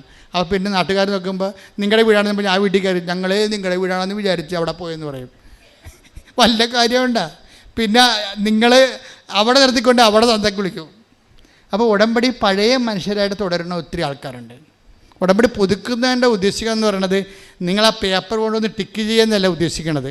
നിങ്ങൾ ഈ ജഡിക മനുഷ്യരിൽ നിന്ന് ക്രിസ്തുവിനെ സ്വീകരിക്കുന്ന, സർവോപരി ഒന്നാമതായി ക്രിസ്തുവിനെ നേടുന്ന, ക്രിസ്തുവിനെ നേടാൻ വേണ്ടിയെല്ലാം കുപ്പയെ കരുതുന്ന ആത്മീയ മനുഷ്യരാണെങ്കിൽ നിങ്ങൾക്ക് തുലനം ചെയ്യാൻ വേണ്ടി ദൈവം തന്നിരിക്കണത് എന്താണ്? നമുക്ക് ലഭിക്കാതിരിക്കുന്ന മഹത്വത്തെക്കുറിച്ച് ഓർക്കുമ്പോഴേ തുലനം ചെയ്യുമ്പോഴേ, അതാ റോമർ 8:18 എന്ന് പറഞ്ഞാൽ നമുക്ക് നമുക്ക് ലഭിക്കാനിരിക്കുന്ന മഹത്വത്തെക്കുറിച്ച് തുലനം ചെയ്യുമ്പോൾ അവിടെയാണ് തുലനം വരണത്. എന്തെങ്കിലും തുലനം ചെയ്യണമെങ്കിൽ വീട്, ജോലി, കാറ്, ആരോഗ്യം, സൗന്ദര്യം, ഇങ്ങനെ അഴിഞ്ഞു പോണ കാര്യങ്ങളൊന്നുമല്ല തുലനം ചെയ്യേണ്ടത്. നിങ്ങൾ അങ്ങനെ തുലനം ചെയ്യുന്നവരാണ് നിങ്ങളെങ്കിൽ ദൈവത്തിൻ്റെ കണക്ക് പുസ്തകത്തിൽ നിങ്ങൾ ജഡികരെന്ന് പറയും. ജഡാത്മാവിനെ, ഇപ്പം ദൈവാത്മാവിനെ നയിക്കപ്പെടുന്നവർ റോമ 8:14 അനുസരിച്ചുകൊണ്ട് ദൈവത്തിൻ്റെ മക്കളാണെങ്കിൽ തീർച്ചയായിട്ടും ലോകാത്മാവിനെ നയിക്കപ്പെടുന്നവർ ലോകത്തിൻ്റെ സന്തതികളാണ്. ലോകത്തിൻ്റെ സന്തതികളാണെങ്കിൽ കവനൻ്റ് ചെയ്തെന്ന് പറഞ്ഞാൽ പോലും, അതായത് ലോകത്തിനും ഈ ലോകാരൂപി മൂക്കനാണ് ദുഷ്ടാരൂപി എന്ന് പറയണത്. നിനക്കറിയാലോ, ഒരിക്കലും ഡയറക്റ്റായിട്ട് ദുഷ്ടാരൂപി നമ്മളിലേക്ക് വരത്തില്ല. കാര്യം നമുക്ക് ജ്ഞാനസ്ഥാനം, കുംഭസാരവും, കുർബാനയും, കൂദാശ ജീവിതമൊക്കെ ഉള്ളതാണല്ലോ. അതുകൊണ്ട് ഡയറക്റ്റായിട്ട് ദുഷ്ടാരൂപി കയറി പിടിക്കത്തില്ല. പക്ഷേ ദുഷ്ടാരൂപി അവിടെ ഒരു തന്ത്രം കാണിക്കുകയാണ് ചെയ്യണത്. എന്താ വെച്ചാൽ ലോകാരൂപിയെ കൊണ്ടുവന്ന് ആദ്യം പോസ്റ്റ് ഇടും. അവനെ പോസ്റ്റ് ഇടുന്നത് എന്താണ്? ലോകാരൂപിയെ കൊണ്ടുവന്ന് പോസ്റ്റ് ഇടും. എന്ന് വെച്ച് കഴിഞ്ഞാൽ കൂട്ടുകാർ ഒരു ഇന്ന കോളേജിൽ പഠിച്ചു, എന്നിട്ട് അവൾ ഇവിടെ കുറേ കല്യാണം അവൾക്ക് വന്നതാണ്, ആ കല്യാണം ഒന്നും എടുത്തില്ല, എന്നിട്ട് അമേരിക്കൻ PR ഉള്ള ആളെ മാത്രമേ അവളെ കെട്ടിയുള്ളൂ. അത് കാരണം അവളും കൂട്ടുകാരെയും കൂടി ഫേസ്ബുക്കിൽ, വാട്സപ്പിലുമൊക്കെ അവർ രണ്ടും കൂടി അവിടെ ഇവിടെയൊക്കെ കറങ്ങണ ഫോട്ടോ ഇടുമ്പോൾ നീ ഓർക്കും, ദൈവമേ. ചെറിയ പറയും, അതിന് അവൾ പറയും, എടി പ്രസവിക്കണമെങ്കിൽ ഇവിടെ വന്ന് പ്രസവിക്കണം. അയ്യോ ആണ്, അവിടെയാണ് പ്രസവിക്കേണ്ടത്. ഇത്രയും നാൾ ഇവിടെ പ്രസവിക്കാമെന്ന് നമ്മൾ വിചാരിച്ചിരിക്കുന്നത്. ഇപ്പം കൂട്ടുകാരത്തി പറഞ്ഞാൽ അവിടെ പോയി പ്രസവിക്കണം. അപ്പം അവിടെ വന്ന് പ്രസവിച്ചാൽ എന്താ കുഴപ്പം? അല്ല, അവിടെ വന്ന് പ്രസവിച്ചാൽ ഇവിടുത്തെ പിന്നെ മൊത്തം ആനുകൂല്യം കിട്ടും. ദൈവമേ, നമ്മുടെ കയ്യിൽ നിന്ന് കാഴ്ച പോകല്ലേ ഇവിടെ പ്രസവിച്ചാൽ. അപ്പം പിന്നെ ഐഡിയ മാറി. ഇവിടെ പ്രസവിച്ചാൽ നമ്മുടെ കയ്യിൽ നിന്ന് കാശ് പോവില്ല. കാര്യം ഇപ്പം നാട്ടുകാർക്കും വീട്ടുകാർക്കും വേണ്ടി നമുക്ക് ഈ മെഡിക്കൽ കോളേജിൽ പോയി പ്രസവിക്കാൻ പറ്റുമോ? പ്രസവിക്കാൻ കൊച്ചൊക്കെ പുറത്ത് വരുവേ. അതല്ല പ്രശ്നം. ഇവിടുത്തെ ബന്ധുക്കാർ കാണാൻ പറ്റത്തില്ല, അതല്ലേ പ്രശ്നം. അതുകൊണ്ട് നമ്മളെടുത്ത് മെച്ചമായ ഹോസ്പിറ്റലിൽ പോയിട്ട് ആദ്യം മുറി ബുക്ക് ചെയ്യും. മുറി ബുക്ക് ചെയ്ത് എന്താ കാര്യം? എന്താ, ബന്ധുക്കൾക്ക് വരണ്ടേ, കൊച്ചിനെ കാണണ്ടേ, അവരുടെ സ്റ്റാറ്റസിനെ പറ്റിയ മുറി. അപ്പം നമ്മൾ ഓപ്പറേഷൻ എല്ലാം, ഈ പ്രസവം എല്ലാം കഴിഞ്ഞ് വീട്ടിൽ വന്ന് ബന്ധുക്കളെ സ്വന്തപ്പെട്ടവരെ എല്ലാവരും അവരുടെ സ്റ്റാറ്റസൊക്കെ തൃപ്തിപ്പെടുത്തി വീട്ടിൽ വരുമ്പോൾ നമ്മുടെ കിഡ്നി കൊണ്ട് ആശുപത്രിക്കാർ പോകും. അതില്ല, അവരടിച്ച് മാറ്റി കഴുത്തേക്ക് കാശാകത്തില്ലേ. ഒരു ദിവസം 16 രൂപയൊക്കെ 4000, 3000, 5 രൂപയൊക്കെ മുറുക്കി ചാർജ് വരികയാണ്. അപ്പോൾ ഈ ലോകത്തിൻ്റെ ഒരു അഭ്യാസമുണ്ട്. ഈ അഭ്യാസത്തിൻ്റെ കൂടെ നിന്ന് കഴിയുമ്പോൾ, കുറേ നാൾ നിന്ന് കഴിയുമ്പോൾ നമ്മൾ ഓർക്കും നമ്മളത്ര കുറഞ്ഞ പുള്ളിയൊന്നും അല്ലെന്ന് ഓർക്കും. നമ്മളത്ര കുറഞ്ഞ പുള്ളിയല്ല. ഇതാണ് ലോകാരൂപി എന്ന് പറയണത്. ഈ ലോകാരൂപി ആയിട്ടാണ് ആദ്യം വരണത്. ഇവൻ തലേ തുണിയിട്ടുണ്ട്, പാത്ത് കുടയും പിടിച്ചൊക്കെ വരും. അകത്ത് കയറി കഴിഞ്ഞിട്ട് കുടയും തുണിയും മാറ്റി നമ്മൾ മാതാവ് പിശാചാണല്ലോ ഇരിക്കണതെന്ന് അപ്പോഴും നമ്മൾ അറിയത്തുള്ളൂ. ഇപ്പം വരുമ്പോൾ അറിയത്തില്ല, ലോകാരൂപിയായിട്ടേ വരത്തുള്ളൂ. പക്ഷേ ഇവൻ അവിടെ ഇരുന്ന് മൂത്ത് ദുഷ്ടാരൂപിയായിട്ട് കൺവേർട്ട് ചെയ്യപ്പെടും. ദുഷ്ടാരൂപിയായി കഴിഞ്ഞാൽ പിന്നെ ആര് നന്നാകുമ്പോഴും നമുക്ക് നെഞ്ചുവേദന ഉണ്ടാകും. അവിടെ പ്രശ്നം. അവർക്ക് ശമ്പളം, പെൻഷൻ കിട്ടിയില്ലെന്ന് പറയുമ്പോൾ നമുക്ക് ഭയങ്കര സന്തോഷം. അയ്യോ പിശാചിൻ്റെ പെൻഷൻ കിട്ടാഞ്ഞിരുന്ന ഭാഗം. ഇപ്പോൾ പെൻഷൻ കിട്ടിക്കഴിഞ്ഞാൽ നമ്മുടെ തലയിൽ നിറങ്ങും. അപ്പോൾ തള്ളക്ക് പെൻഷൻ കിട്ടിയില്ലെങ്കിലും അമ്മയും മകരുമൊക്കെ സന്തോഷമാണ്. ഒരു സന്തോഷ വാർത്ത എന്താണ്? അമ്മയുടെ പെൻഷൻ കിട്ടിയില്ലെന്ന്. അതല്ലേ എന്താ, പെൻഷൻ കിട്ടിക്കഴിഞ്ഞാൽ പെമ്മക്കൾ മേടിക്കാൻ വേണ്ടി വരും. പിന്നെ ഈ പെമ്മക്കളുടെ അമ്മയുടെയും 10 ക്ലാസ് ഞാൻ കാണണം. തള്ളക്ക് പെൻഷൻ കിട്ടിയില്ലെങ്കിൽ അതേ സമയം ഞാൻ ഉടമ്പടി എടുത്തതാണ്, പക്ഷേ പെൻഷൻ കിട്ടിയില്ലെങ്കിൽ അതൊരു കെറ്റിക്കാര്യമല്ലേ. പെൻഷൻ കിട്ടിയില്ലെങ്കിൽ നിൻ്റെ ഭർത്താവിൻ്റെ കയ്യിൽ നിന്ന് കാശ് പോവും. പക്ഷേ എന്നാലും മരുമകൾ നാത്തം കെട്ടിയെടുത്ത് വീട്ടിൽ വരത്തില്ലല്ല, അവളുടെ അമ്മയുടെ കൂടി 10 ക്ലാസ് ഞാൻ കാണുന്നല്ലോ എന്ന് ചോദിക്കുമ്പോൾ പെൻഷൻ കിട്ടാത്തപ്പോൾ ഒരു സന്തോഷം. കിട്ടാത്ത നെഗറ്റീവ് കാര്യത്തിന് പോലും സന്തോഷം വരികയാണ്. ഇതിനാണ് ദുഷ്ടാരൂപി എന്ന് പറയണത്. പിടികിട്ടിയ? ക്ലിയർ അല്ലേ? നിങ്ങൾക്ക് മനസ്സിലായല്ല? കൈയടിച്ച് ശ്രദ്ധിക്കട്ടെ. പരിശുദ്ധ പരമ ദിവ്യകാരുണ്യത്തിന്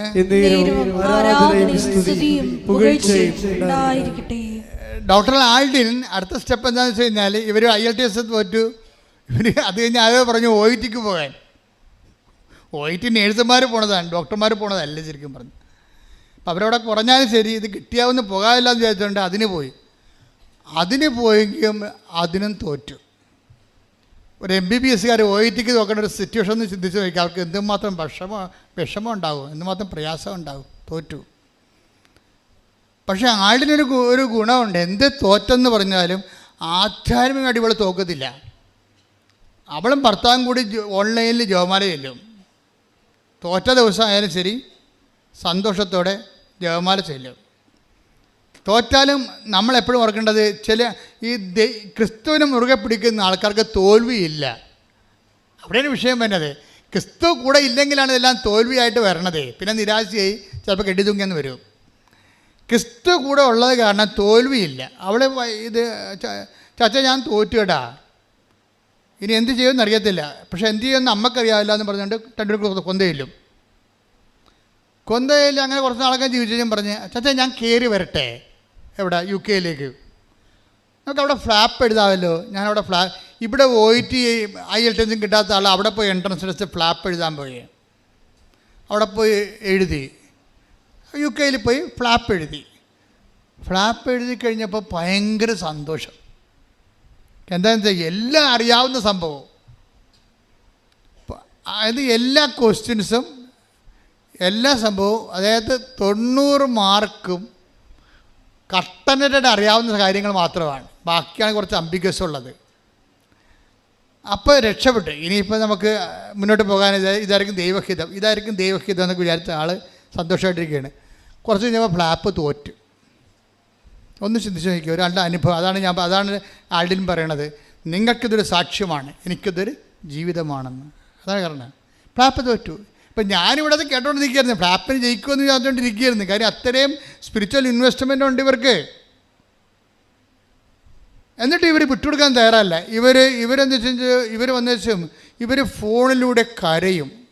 അമ്മയെടുത്ത് ഫോണെടുത്തിട്ട് സഹിക്കാൻ പറ്റാതെ കരയുമ്പോൾ അമ്മ പറയുന്നൊരു വാക്കുണ്ട്, മകളെ ജനിച്ച കാലം മുതൽ നിന്ന് വരെ നീ കരഞ്ഞ് ഞാൻ കണ്ടിട്ടില്ലെന്ന്, നീ ഇപ്പം കരഞ്ഞപ്പോൾ എന്തോ വലിയ സംഭവമായി പോയില്ല.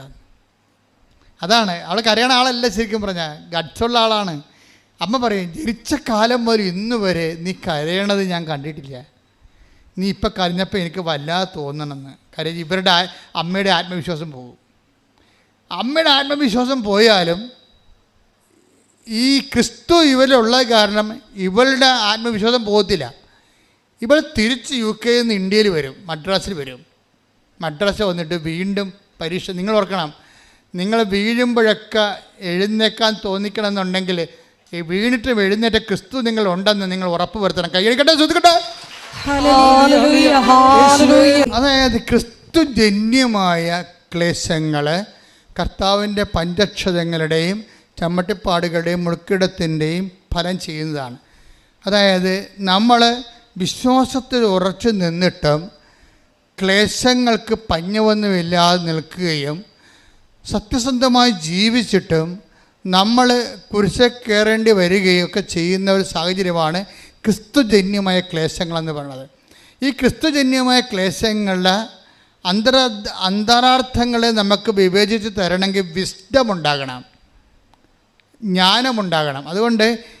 അതുകൊണ്ട് ആ ജ്ഞാനമെന്ന് പറയണത് ഇപ്പം സംഭവിക്കുന്നത് എന്താണെന്നുള്ളത് അറിവാണ്, എന്തിനാണെന്നുള്ളതാണ് ജ്ഞാനം. മനസ്സിലായില്ലേ?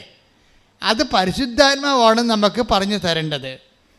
സംഭവിക്കണത് എന്താണെന്നറിയാം, അത് അറിവാണ്. അറിവ് കൂടിക്കഴിഞ്ഞാൽ ആത്മഹത്യ ചെയ്യും, അത്രേ ഉള്ളൂ. പക്ഷേ സംഭവിക്കണത് എന്തിനാണെന്നറിയണം, അതിന് പരിശുദ്ധാത്മാവ് വേണം. അപ്പോൾ ഇവൾക്ക് പരിശുദ്ധാത്മാവ് ഇത്തിരി കൂടുതൽ പ്രവർത്തിക്കാൻ പറ്റിയ ഫോർമാറ്റാണ് ഇവളിലുള്ളത്. അതുകൊണ്ടാണ് ഇവൾ പതറാത്തത്. അവൾ കരഞ്ഞു എന്നുള്ള കാര്യം, അവളുടെ അമ്മയടുത്ത് കരഞ്ഞു എന്ന് പറഞ്ഞാൽ നിസ്സാര കാര്യമാണ്. അവൾക്ക് സങ്കടം സഹിക്കുമ്പോൾ ഒരാളും കരഞ്ഞില്ല, അവളുടെ അമ്മയടുത്ത് കരഞ്ഞു, അത് ഇറ്റ്സ് ഓക്കെ. പക്ഷേ എന്നാലും തൻ്റെ ദൗത്യങ്ങളിൽ നിന്ന് പിന്തിരുന്നില്ല. അവൾ അടുത്ത ടിക്കറ്റ് എടുത്തിട്ട് നാട്ടിലോട്ട് പോരും. നാട്ടിൽ വന്ന് കൃപാസനം പത്രം മേടിച്ച് ഇവിടെ വന്ന് ഉടമ്പടി പുതുക്കിയിട്ട് ഇതിനെക്കുറിച്ച് ഗുണമോ ദോഷമോ അമ്മയോട് പറയത്തില്ല. ഇവിടെ ആളിരിപ്പുണ്ടല്ലോ, പറയത്തില്ല.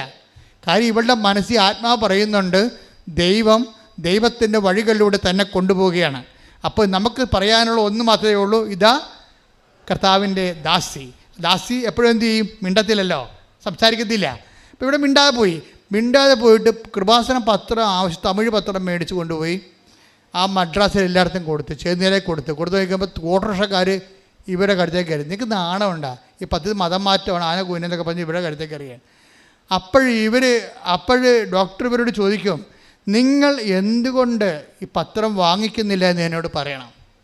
അവരുടെ ഫൈറ്റാണ്, പത്രം കൊടുക്കാൻ വന്ന ആളാണ്. അവരുടെ ഫൈറ്റ്, എന്തുകൊണ്ട് ഈ പത്രം വാങ്ങിക്കുന്നില്ല എന്ന് നിങ്ങൾ എന്നോട് പറയണം. ഞാനൊരു ഡോക്ടറാണ്. ഞാൻ നിങ്ങൾക്കൊരു പത്രം തരികയാണ്. 10,000 വായിച്ച് രക്ഷപ്പെടുന്ന ഒരു പത്രമാണ്. നിങ്ങളും രക്ഷപ്പെട്ടുണ്ടെന്ന് വിചാരിച്ചുകൊണ്ട്, നിങ്ങളുടെ ജീവിതത്തിൽ വഴുത്തിലും ഉണ്ടാകുമെന്ന് വിചാരിച്ചുകൊണ്ടാണ് ഞാൻ നിങ്ങൾക്കൊരു സേവനം ചെയ്യുന്നതാണ്. അപ്പോൾ നിങ്ങൾ എന്തുകൊണ്ട് വാങ്ങിക്കുന്നില്ല എന്നോട് പറയണം എന്ന് പറയുമ്പോൾ കാര്യം മനസ്സിലാകുമ്പോൾ അവർ വാങ്ങിക്കും. അപ്പോൾ നോക്കിയേ, അല്ലാതെ ആരെങ്കിലും പറയുമ്പോൾ തന്നെ അയ്യോ അവർ വഴക്കിട്ടെന്ന് പറഞ്ഞ് നിലയം വിളിച്ച് അപ്പോൾ തന്നെ ഓടി വന്ന് വീട്ടിൽ കുത്തിരിക്കുകയല്ലേ. അതാണ് സംഭവം. ആ വഴക്കിട്ടേ എന്ന് പറഞ്ഞു, അയ്യോ അവരങ്ങനെ പറഞ്ഞേ എന്ന് പറഞ്ഞിട്ട് നിലയം വിളിച്ച് വിടും. എൻ്റെ അമ്മ ഇന്ന് എന്നെ പത്രം കൊണ്ട് ഇന്നപ്പോൾ അവരിങ്ങനെ വഴക്കിട്ടെന്ന് പറയും. വല്ല കഥയുണ്ട്. അപ്പോൾ അത്രയേ ഉള്ളൂ. തമ്പുരാൻ തന്ന പണിയാണെന്ന് ഓർക്കാനുള്ള ബോധം പരിശുദ്ധാത്മ വേണ്ടേ? പരിശുദ്ധാത്മ ഉണ്ടെങ്കിൽ പറയും, മകളെ ഇത് ഈശോ നേരിട്ട് ചെയ്യുന്ന ഒരു പരിപാടിയാണ്. ഇന്നത് ഈ പരീക്ഷ നീ തോക്കരുത്, മറ്റേ പരീക്ഷ ഒക്കെ എഴുതിയെടുക്കുക, ഇത് തോറ്റു കഴിഞ്ഞാൽ പണിയായിരിക്കും എന്ന് പറയും. ഇവൾ തോക്കത്തില്ല. അവൾക്ക് പരിശുദ്ധാത്മ ഉള്ള കാരണം പരിശുദ്ധ ഉപദേശം കൊടുക്കില്ല. പരിശുദ്ധ തോക്കത്തില്ല. അവർ പറയും, അവർ ചോദിക്കുക എന്തുകൊണ്ട് നീ പത്രം വാങ്ങിക്കുന്നില്ലെന്ന് ചോദിക്കാൻ പറയും. അപ്പോൾ അവർ ജപജപൊക്കെ അടിക്കും. ഉടനെ ഇവർ പത്രം മേടിക്കും. എന്നിട്ട് വന്ന് പരീക്ഷ എഴുതും. പരീക്ഷ രണ്ടാമത് ഇവിടെ നാട്ടിൽ പരീക്ഷ എഴുതും. പരീക്ഷ എഴുതുമ്പോൾ ഒറ്റ പരീക്ഷ എല്ലാം ഓക്കെ. ശ്രദ്ധിക്കട്ടെ. ഹല്ലേലൂയ. ഡോക്ടർ ആൾഡിനെ പറയുന്ന ഒരു വിഷയം, അവസാനം സാക്ഷ്യം കൺക്ലൂഡ് ചെയ്യുമ്പോൾ പറയുന്ന ഒരു വിഷയം, അവസാനത്തെ പരീക്ഷയാണ് ഞാൻ എൻ്റെ ജീവിതത്തിൽ എഴുതിയ ഏറ്റവും ടഫ് സബ്ജക്റ്റ്. അതാണ് നമ്മുടെ പോയിൻ്റ്. ഇത്രയും നാൾ ഞാൻ എഴുതിയ OET IELTS അവിടെ പോയി ഞാൻ ഫ്ലാപ്പ് എഴുതിയ എല്ലാം സിമ്പിളായിരുന്നു. ഫ്ലാപ്പ് വളരെ സിമ്പിളായിരുന്നു. അപ്പോൾ ഞാൻ തോറ്റുപോയി. ഞാൻ നാട്ടിൽ വന്ന് വീണ്ടും പരീക്ഷ എഴുതുമ്പോൾ ഞാൻ വീട്ടിൽ വന്നിരുന്നിട്ട് സ്റ്റക്കായിട്ടിരിക്കുകയാണ്. കാര്യം ഞാൻ എഴുതിയ പരീക്ഷകളിൽ ഏറ്റവും പ്രയാസമുള്ളത് അവസാനം മദ്രാസ് എഴുതിയ പരീക്ഷയാണ്. അപ്പം ഞാൻ പപ്പായെ വിളിച്ച് പറഞ്ഞു, ഹസ്ബൻഡ് വിളിച്ച് പറഞ്ഞു, അമ്മയെ വിളിച്ച് പറഞ്ഞു, എന്ത് ചെയ്യണമെന്ന് എനിക്കറിയാൻ പാടില്ല, പക്ഷേ പരീക്ഷയ്ക്ക് ഞാൻ തോക്കും. അത്രയ്ക്ക് മോശമായിരുന്നു എന്ന് പറയും. നീ തോക്കുമോ ജയിക്കുമോ എന്ന് തീരുമാനിക്കണം നീയല്ല, ഉടമ്പടിയിൽ നിന്റെ ദൈവമാണ്. ദിവ്യകാരുണ്യത്തിന് ഇത്രയും പറഞ്ഞു നിർത്തിയിട്ടാണ് ഡോക്ടർ ആൽഡിൻ പറയണത്, അവസാനത്തെ പരീക്ഷയായിരുന്നു ഏറ്റവും മോശം. പക്ഷെ ആ അവസാനത്തെ പരീക്ഷ ജയിപ്പിച്ചത് ദൈവമാണ്. അത് എന്നെ പഠിപ്പിക്കാൻ വേണ്ടിയാണ്. എന്താണ്? ഉടമ്പടി വർക്ക് ചെയ്യണത്, നമ്മുടെ ജീവിതം നിലനിൽക്കുന്നത് നോട്ട് ബൈ മെറിറ്റിലാണെന്ന്. അതായത് ബട്ട് ബൈ ഗ്രേസ്. അവസാനത്തെ പരീക്ഷ എൻ്റെ മെറിറ്റിലല്ല വർക്ക് ചെയ്യണത്, അത് ഉടമ്പടി പ്രകാരമുള്ള ദൈവത്തിൻ്റെ കൃപയാൽ. എൻ്റെ യോഗ്യതയാലല്ല, ദൈവത്തിൻ്റെ കൃപയാൽ. എൻ്റെ ദൈവത്തിലെ ഓരോ തകർച്ചയും, ഓരോ തരത്തിലുണ്ടാകുന്ന നമ്മൾക്ക് വരുന്ന തട്ടുകേടുകളും നമ്മുടെ സാഹചര്യം എന്തുമാത്രം ബലഹീനമാണെന്ന് നമ്മളെ ബോധ്യപ്പെടുത്തുകയും കൃപ പ്രവർത്തിക്കാൻ കാലമായി നമ്മളെ ഓർപ്പിക്കുകയും ചെയ്യുന്നതാണ് പ്രത്യാശ. മനസ്സിലായ മക്കളെ? ഇപ്പോൾ ഒരു ഇഞ്ചക്ഷൻ കയറി, ഡോക്ടർ പറഞ്ഞ് 24 മണിക്കൂർ വെയിറ്റ് ചെയ്യാൻ പറഞ്ഞു. 24 മണിക്കൂർ കഴിഞ്ഞപ്പോൾ നമ്മൾ ഓർക്കും ശരിയാവുമെന്ന്. അത് ശരിയല്ല, അത് മരുന്ന്, ആ മരുന്നല്ല, ഇനി മരുന്ന് ജർമ്മനിയിൽ നിന്ന് വരുത്തിക്കണം, അതുവരെ കൊച്ചുണ്ടാകുമെന്ന് അറിയാൻ പറ്റില്ല, വെൻ്റിലേറ്റർ കയറ്റർ ചെയ്യണം, ഉപ്പിട്ടേക്കാൻ പറയും. അപ്പോൾ വ്യത്യസ്തങ്ങളായ കാലാവസ്ഥയിലൂടെ നമ്മൾ പോണത്. പക്ഷേ ഉടമ്പടിയിലായിരിക്കുന്ന വ്യക്തിക്ക് ഇതൊന്നും ഒരു പ്രശ്നമല്ല. എന്താ കാര്യം? ആ ഉടമ്പടി ജെനുവിനായിട്ട് ചെയ്യണമെന്നുണ്ടെങ്കിൽ ആദ്യമേ തന്നെ ഇൻസ്റ്റാൾമെൻ്റായിട്ട് പരിശുദ്ധാത്മ വരും. കാര്യം ഉടമ്പടി ഗൈഡ് ചെയ്യണമെങ്കിൽ പ്രതികൂലമായ കാലാവസ്ഥയിൽ ദൈവത്തിൻ്റെ ഉടമ്പടി സംരക്ഷിക്കണമെങ്കിൽ പരിശുദ്ധാത്മാവിന് വേണ്ടി വരും.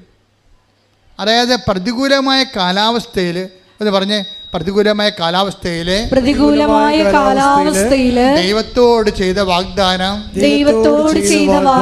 പരിക്കില്ലാതെ നിറവേറ്റാൻ ആത്മാവേ പരിശുദ്ധാത്മാവേ എന്നിൽ വസിക്കണമേ, എന്നിൽ നിറയണമേ, എന്നെ നയിക്കണമേ. പരിശുദ്ധ പരമദിവ്യകാരുണ്യത്തിന് ആരാധനയും സ്തുതിയും പുകഴ്ചയും ഉണ്ടായിരിക്കട്ടെ. ഇവിടെ എന്തുകൊണ്ടാണ് ഇങ്ങനെ ഇടയ്ക്ക് ജെർക്കിംഗ് ഒക്കെ വരുന്നതും, നമ്മൾ വണ്ടി ഓടിക്കുമ്പോൾ പെട്ടെന്ന് ബമ്പേ കയറും, ഹമ്പേ കയറും, പിന്നെ വണ്ടി വിറക്കും, പലതരത്തിലുള്ള തുള്ളലൊക്കെ ഉണ്ടാകും. ഇതൊക്കെ ചില സമയത്ത് റോഡിൻ്റെ കുഴപ്പം കൊണ്ട് ഉണ്ടാകണതാണ്, അല്ലേ? റോഡിൻ്റെ കുഴപ്പം കൊണ്ടല്ലേ ഹമ്പും തുള്ളലൊക്കെ ഉണ്ടാകണത്.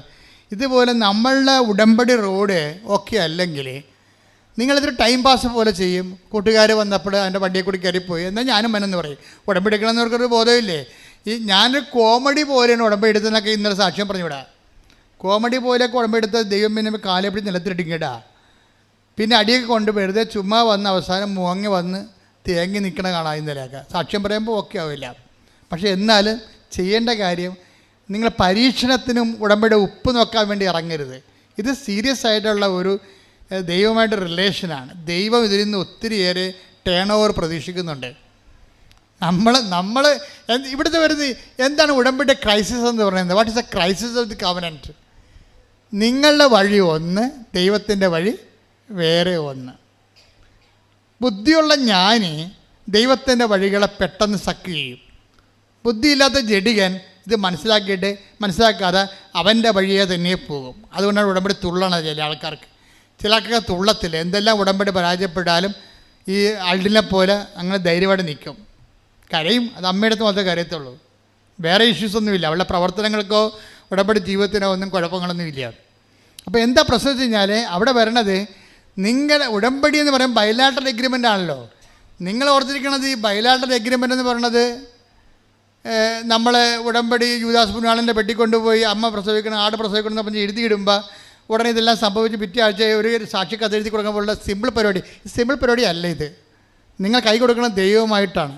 അത് ദൈവം ഉൽപ്പത്തി പുസ്തക കാലം മുതൽ രൂപപ്പെടുത്തിയിരിക്കുന്ന മനുഷ്യനുമായിട്ടുള്ള റിലേഷന് വേണ്ടി ഉണ്ടാക്കിയിരിക്കുന്ന സംവിധാനമാണ് ഉടമ്പടി. അപ്പോൾ നിങ്ങൾ ദൈവത്തിൽ നിന്നൊരു ഭൗതിക ആനുകൂല്യം കൈപ്പറ്റാൻ വേണ്ടി ചൂണ്ടയായിട്ട് ഇറങ്ങിയിരിക്കുകയായിരിക്കും. ഉടമ്പടി ഒരു ചൂണ്ടയല്ല. ദൈവമായിട്ട് കണക്കാക്കി ചെയ്താൽ ദൈവം പറയും, ഈ വിനിമയത്തിൽ എനിക്ക് എൻ്റെ അക്കൗണ്ടിൽ എന്താ കിട്ടണമെന്ന് നോക്കും. ഇതെല്ലാം നീ നേടിയിട്ട് അവസാനം നീ ഭൂമി നിത്യതയിൽ വരുന്നില്ല എന്നുണ്ടെങ്കിൽ ദൈവത്തിന് ഉടമ്പടി നഷ്ടമായിരിക്കും. ലോകം മുഴുവനും നേടുന്നതിന് വേണ്ടി മനുഷ്യന് എപ്പോഴും അഭിവാഞ്ചം ഉണ്ടാകും. അപ്പം ലോകം മുഴുവൻ നേടിയാലും എന്താണ്, ആത്മാവ് നഷ്ടപ്പെട്ടാൽ ഉടമ്പടി കൊണ്ട് എന്ത് പ്രയോജനം എന്നുള്ള ചോദ്യത്തിന് നിങ്ങൾ ആൻസർ ചെയ്യേണ്ടി വരും. നിങ്ങൾ ലോകത്തിൻ്റെ ഇപ്പോൾ എഴുതിയിരിക്കണം മുഴുവൻ ലോകകാര്യങ്ങളല്ലേ? വീട്, ജോലി, വിവാഹം, എല്ലാം മക്കൾ, എല്ലാം ലോകകാര്യങ്ങളല്ലേ? അപ്പോൾ ഈശോ ചോദിക്കും, ലോകം മുഴുവൻ നേടിയാലും നിൻ്റെ ആത്മാവ് നഷ്ടപ്പെട്ട ഇതെല്ലാം ഞാൻ കിട്ടി. ഉടമ്പടിയിൽ 6 കിട്ടി. പിന്നെ ഉടമ്പടി വെച്ച് കിരിക്കി കുത്തുകാരനെ പോലെ എല്ലാം ആടിയൻ ഒരു പൂര് ക്ലാവറെന്ന് പറഞ്ഞ് വെച്ച് എല്ലാം അടിച്ച് മിന്നിച്ച് 7 കിട്ടി. 4 ഉടമ്പടിയും കഴിഞ്ഞ് 4 സാക്ഷ്യവും പറഞ്ഞ് ലോകം മുഴുവൻ നേടി.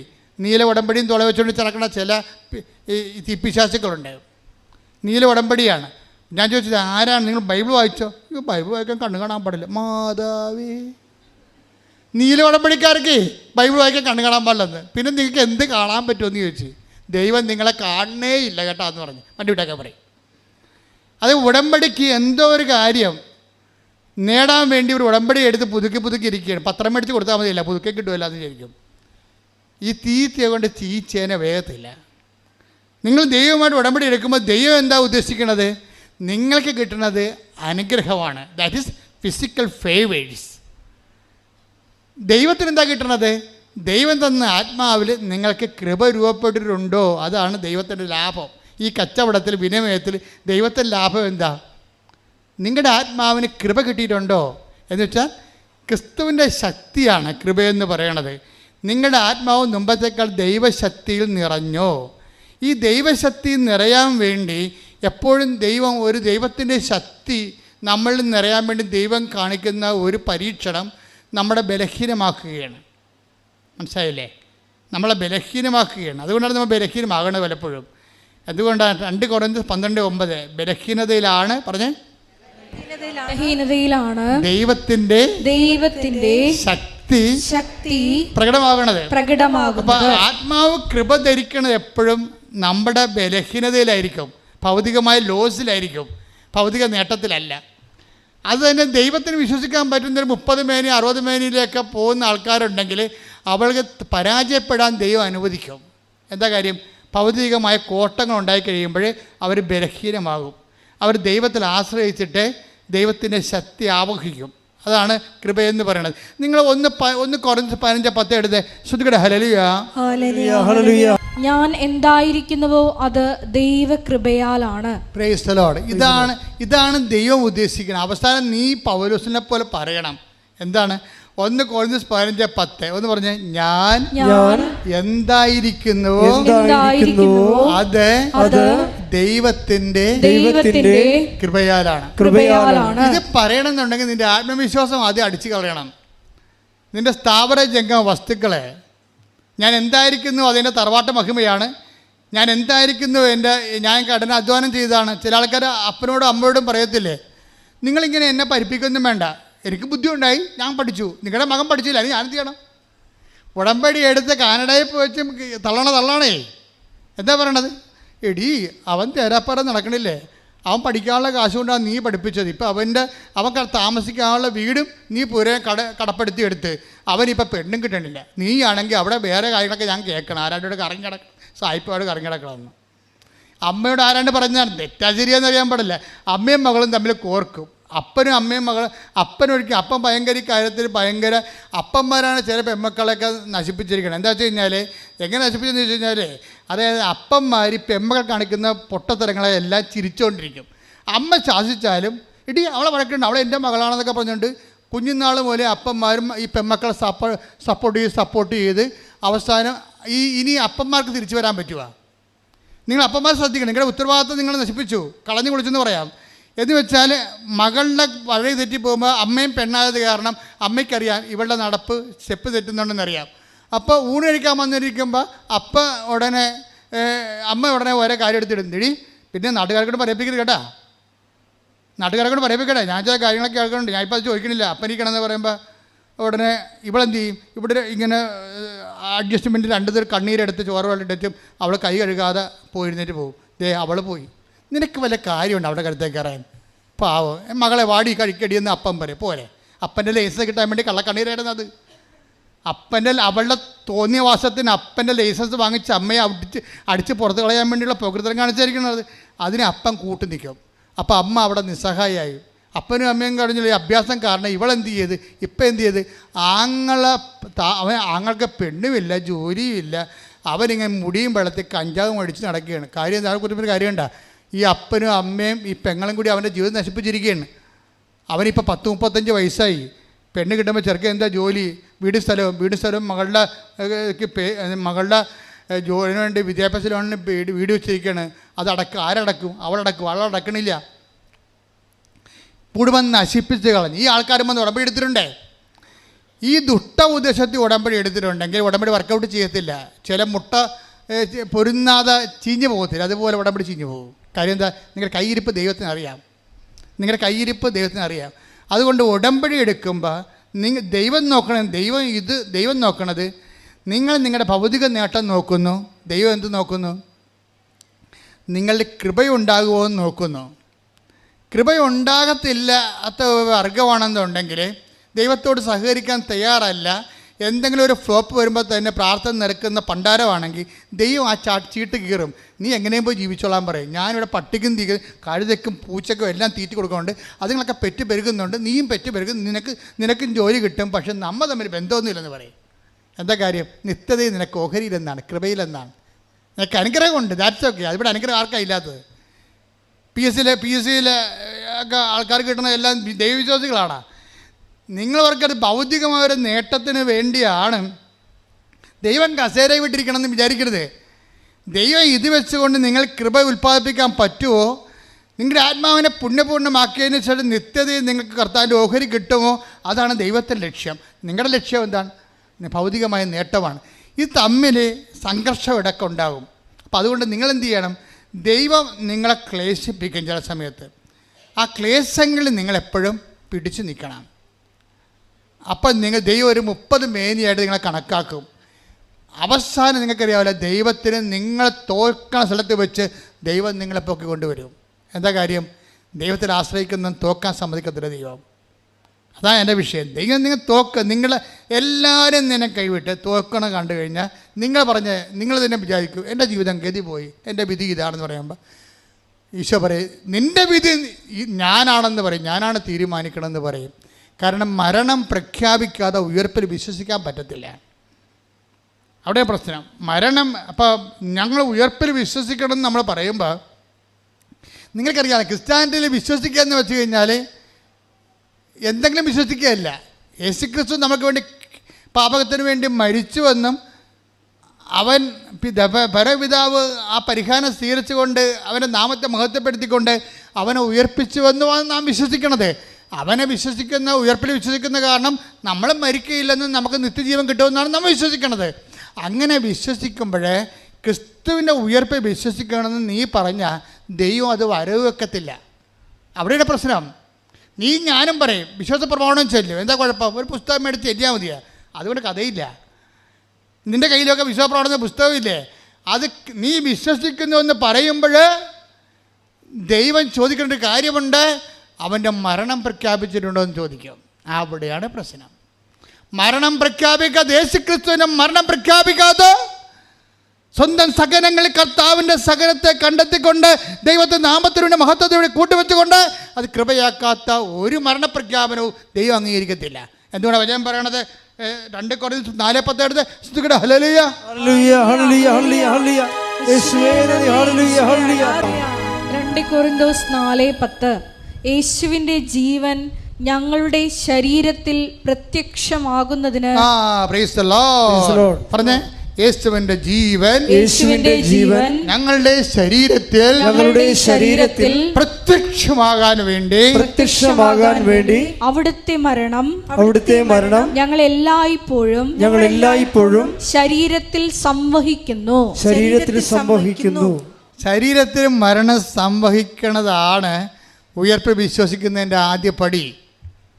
അപ്പം ഞാൻ വിശ്വസിക്കുന്നു എനിക്ക് രോഗമില്ല, എനിക്ക് തകർച്ചയില്ല, പരാജയമില്ല എന്ന് വിചാരിച്ചാൽ കർത്താവിൻ്റെ മരണത്തിൻ്റെ മുദ്ര നിൻ്റെ ജീവിതത്തിലില്ല. ദാറ്റ് മീൻസ് യു ആർ നീ യേശു വിശ്വസിക്കണമെന്ന് പറഞ്ഞാൽ പോലും കർത്താവ് പറയും അത് വിശ്വാസയോഗ്യമല്ല. കാരണം അതിൻ്റെ പ്രോസസ്സ്, നിങ്ങൾ 10ാം ക്ലാസ് ജയിച്ചെന്ന് നിങ്ങൾ പറയണം. അപ്പോൾ ഉടനെ കർത്താവ് പറയും ആ 9ാം ക്ലാസ്സിലെ സർട്ടിഫിക്കറ്റ് കാണാത്തതെന്ന് പറയും. അയ്യോ 9ാം ക്ലാസ്സിൽ പഠിച്ചിട്ടില്ല. ആ 8ാം ക്ലാസ് സർട്ടിഫിക്കറ്റ്, അയ്യോ 8ാം ക്ലാസ്സിൽ പഠിച്ചിട്ടില്ല. പിന്നെ 7ാം ക്ലാസ് സർട്ടിഫിക്കറ്റ് അതുമില്ല. പിന്നെ എന്തെങ്കിലും 10ാം ക്ലാസ് പാസ്സാക്കണത്. അപ്പോൾ വല്ലയിടത്തും കള്ള സെറ്റ് വരും. ഇപ്പോൾ ചില ആൾക്കാർ പറയത്തില്ലേ യൂണിവേഴ്സിറ്റി ഓഫ്, നമ്മുടെ കേരളത്തിലത്തെ പേരൊക്കെ ഉണ്ടല്ലോ. പണ്ട് ഇവിടുത്തെ ആൾക്കാർ ഈ ഗൾഫിലൊക്കെ പോകുമ്പോൾ അറബിനെ പറ്റിച്ചിട്ടുള്ള കുറേ യൂണിവേഴ്സിറ്റിക്കാർ ഈ ചങ്ങനാശ്ശേരി മുക്കിലിപ്പുണ്ടായിരുന്നു. അവരെന്ത് ചോദിച്ചാൽ സർട്ടിഫിക്കറ്റ് കൊടുക്കുമായിരുന്നു. ആ കൊമ്പരാടി കൊണ്ട് അത് വെറുതെ കളിയാക്കി പറഞ്ഞാണതേ. പക്ഷെ ഇതുപോലെ നിൻ്റെ കർത്താവിൻ്റെ ഉയർപ്പ് നീ വിശ്വസിക്കണമെന്ന് പറയണത് ഇതുപോലെയുള്ള ഫ്ലോപ്പ് വിശ്വാസമാണ്. അപ്പം കർത്താവ് ചോദിക്കും അവൻ്റെ മരണത്തിൻ്റെ സർട്ടിഫിക്കറ്റ് തരാൻ പറയും. അവൻ്റെ മരണത്തിൻ്റെ മുദ്ര പേറിയതിൻ്റെ സർട്ടിഫിക്കറ്റ് തരാൻ പറയും. അവൻ്റെ നാമത്തിൽ ക്ലേശങ്ങൾ നിലനിന്നതിൻ്റെ സർട്ടിഫിക്കറ്റ് തരാൻ പറയും. അവൻ്റെ നാമത്തിൽ നീ വിശ്വസിച്ചതിൻ്റെ സഹിച്ചതിൻ്റെ സർട്ടിഫിക്കറ്റ് തരാൻ പറയും. എൻ്റെ ദൈവത്തെ നമ്മുടെ ഓരോ സഹനവും വിശ്വാസിക്കുന്ന നേട്ടമാണ്. ക്രിസ്തു തന്നെ നിനക്ക് നേട്ടമാണ്. ശ്രുതിക്കട്ടെ ഹല്ലേലൂയ ഹല്ലേലൂയ ഹല്ലേലൂയ. രോഗസൗഖ്യ പ്രാർത്ഥന സമയമാണ്. കൈകൾ നെഞ്ചത്ത് കമത്തി വെച്ച് കണ്ണുകളടച്ച് കർത്താവിൻ്റെ സാന്നിധ്യത്തിലേക്ക് വരാം. കർത്താവേ, അങ്ങ് തന്ന വചനങ്ങൾ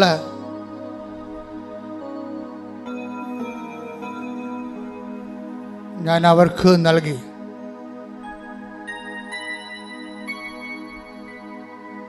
അവരൊത്തിരി പേര് അത് സ്വീകരിക്കുകയും ചെയ്ത. ബാക്കിയുള്ളവരും അതിൻ്റെ അർത്ഥങ്ങൾ മനസ്സിലാക്കി ക്ലേശങ്ങളെ കർത്താവിൻ്റെ മരണത്തിൻ്റെ പ്രഖ്യാപനമായി ജീവിതത്തിൽ ഏറ്റുപറയാൻ ആവശ്യമായി ജ്ഞാനവരം നൽകണമെന്ന് പ്രാർത്ഥിക്കുന്നു.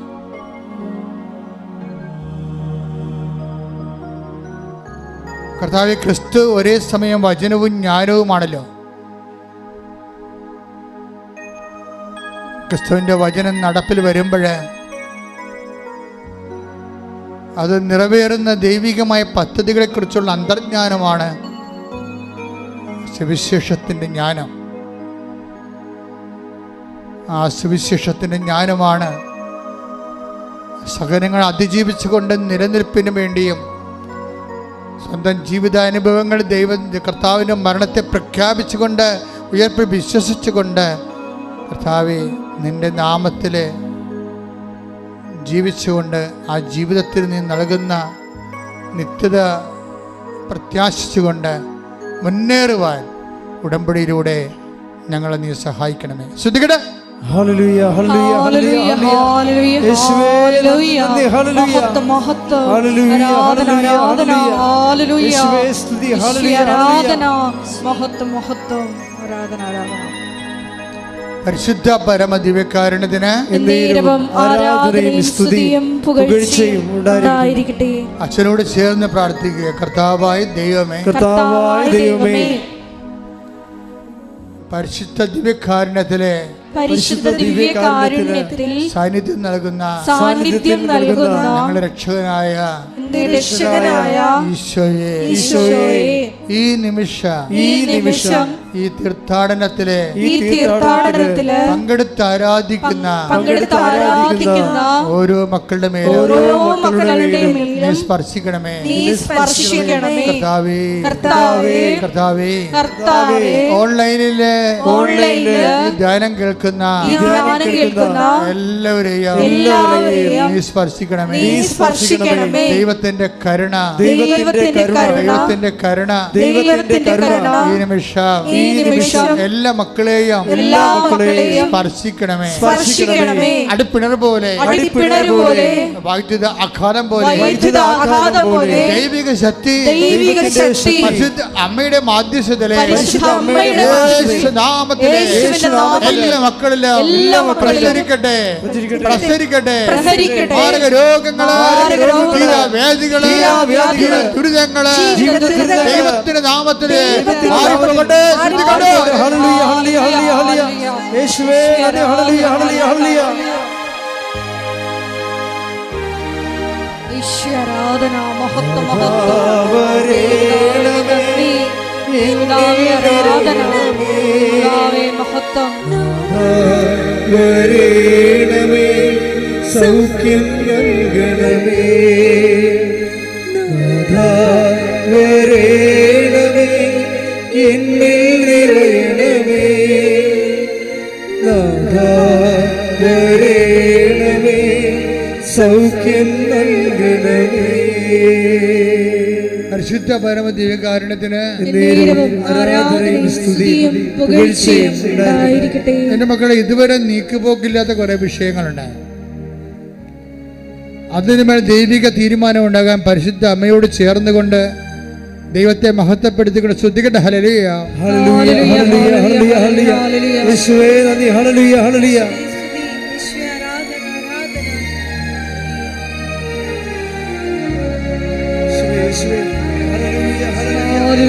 മഹത്വം മഹത്വം ആരാധന ആരാധന ഹല്ലേലൂയ.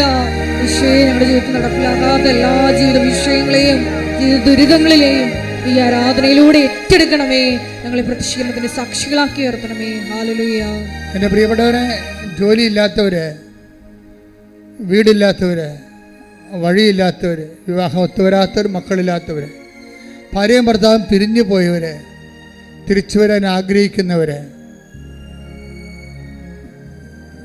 ഒരു പങ്കാളിയുടെ ജീവിതം തന്നെ പൂർണ്ണമായി ഇരുട്ടിലാകപ്പെട്ടു പോയവര്, പങ്കാളിയോട് ക്രൂരത കാണിക്കുന്നവര്, നിയമപരമായിട്ട് വൈരാഗ്യവും പ്രതികാരം കാണിക്കാൻ വേണ്ടി ദൈവത്തിൻ്റെ ഉടമ്പടിയെപ്പോലും പ്രതികാരത്തിൻ്റെ ഉപകരണമാക്കി മാറ്റുന്ന പൈശാചിക ചിന്തയുള്ളവർ, അവരെല്ലാം മനസ്സന്തരപ്പെടാൻ വേണ്ടി ശ്രദ്ധിക്കട്ടെ. ഹല്ലേലൂയ ഹല്ലേലൂയ ഹല്ലേലൂയ.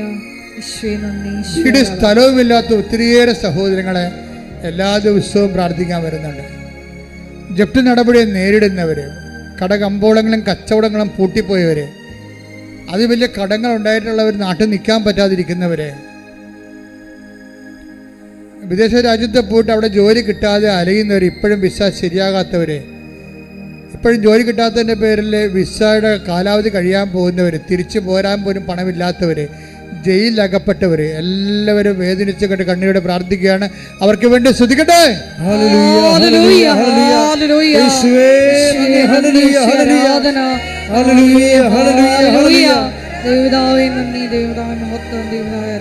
മക്കളില്ലാത്തവര്, അന്യാധീനമായിട്ട് വാടകയ്ക്ക് താമസിച്ചിട്ട് ഇറങ്ങിക്കൊടുക്കാത്തവര്, വാടക പോലും കൊടുക്കാതെ ഭീഷണിപ്പെടുത്തി കള്ളക്കേസിൽ കുരുക്കി വിഷമിച്ച് ജീവിക്കുന്നവര്, പൊറുക്കണ സ്ഥലത്ത് വെള്ളമില്ലാത്തവർ, വെള്ളമെത്താൻ മാർഗമില്ലാത്തവർ, വിറ്റുചുട്ട് പോരാനും പറ്റണില്ല, അവിടെ കിടക്കാനും പറ്റാത്തൊരവസ്ഥയിൽ നട്ടം തിരിയുന്നവർ, ശരീരം മുഴുവൻ രോഗമുള്ളവർക്ക്, ഉറക്കമില്ലാത്തവർ, പ്രഷറുള്ളവർ, ഷുഗറുള്ളവർ, പാങ്ക്രിയാസിന് നീരുള്ളവർ, അതിനിപ്പോൾ ഓപ്പറേഷൻ നിശ്ചയിച്ച് ശരീരത്തിൻ്റെ വിവിധമായ അവയവങ്ങൾക്ക് ഓപ്പറേഷൻ നിശ്ചയിച്ചിരിക്കുന്നവർ, അതിൽ പേടിയുള്ളവർ, അതിന് പണമില്ലാത്തവർ, അവർക്കെല്ലാം വിടുതല വേണ്ടി ശ്രദ്ധിക്കട്ടെ. ഏപ്രിൽ, മെയ്, ജൂൺ മാസങ്ങളിലെ ഉടമ്പടി എടുത്ത് പോയിരിക്കുന്നവരെ, അത് ഉടമ്പടിയുടെ പുതുക്കി ജീവിച്ചുകൊണ്ടിരിക്കുന്നവരെ, അതിൽ പ്രതിസന്ധിയുള്ളവർക്ക് വേണ്ടി പ്രത്യേകം ഈ ആരാധനയിൽ ഓർത്ത് മൗനമായി പ്രാർത്ഥിക്കേണ്ട സമയമാണിത്. അവർ ഈ ആരാധന കൂടിക്കൊണ്ട് പ്രാർത്ഥിക്കേണ്ടതാണ്. ഈ മാസം ഇപ്പോൾ ഉടമ്പടി എടുത്തുകൊണ്ടിരിക്കുന്നവർ, ഈ മാസം ജൂലൈ അവസാനം വരെ ഉടമ്പടി എടുക്കാൻ പോകുന്നവർ, ഈ 3 മാസങ്ങളിൽ ഇവിടെ സാക്ഷ്യം പറഞ്ഞവരെ, അവരുടെ സാക്ഷ്യാനുഭവം നിലനിൽക്കുന്നതിന് വേണ്ടി ശ്രദ്ധിക്കട്ടെ. ഹല്ലേലൂയ, ഹല്ലേലൂയ, ഹല്ലേലൂയ, ഹല്ലേലൂയ, ഹല്ലേലൂയ. എല്ലാ മക്കളെയും കൃപയുടെ വലിയ ദൈവമേ വരണേ, എൻ്റെ ഉള്ളിൽ വസിക്കാൻ വരണേ, ദാഹിച്ചു നിന്നെ ഞാൻ തേടുന്നു, സ്വർഗം തുറന്നിറങ്ങി നീ വരണേ, ആത്മാവ ദൈവമേ വരണേ, എൻ്റെ ഉള്ളിൽ വസിക്കാൻ വരണേ. മക്കളില്ലാത്തവരെ, കൂടെ കൂടെ അബോർഷൻ ഉണ്ടാവുന്നവരെ,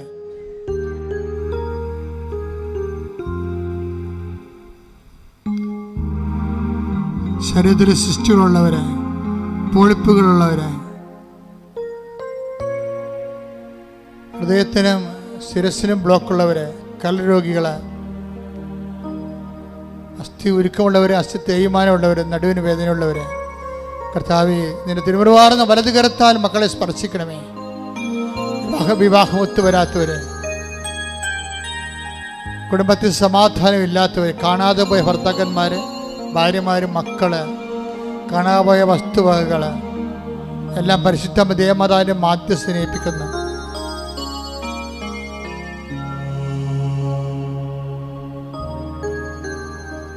അസ്ഥി വളരുന്നവര്,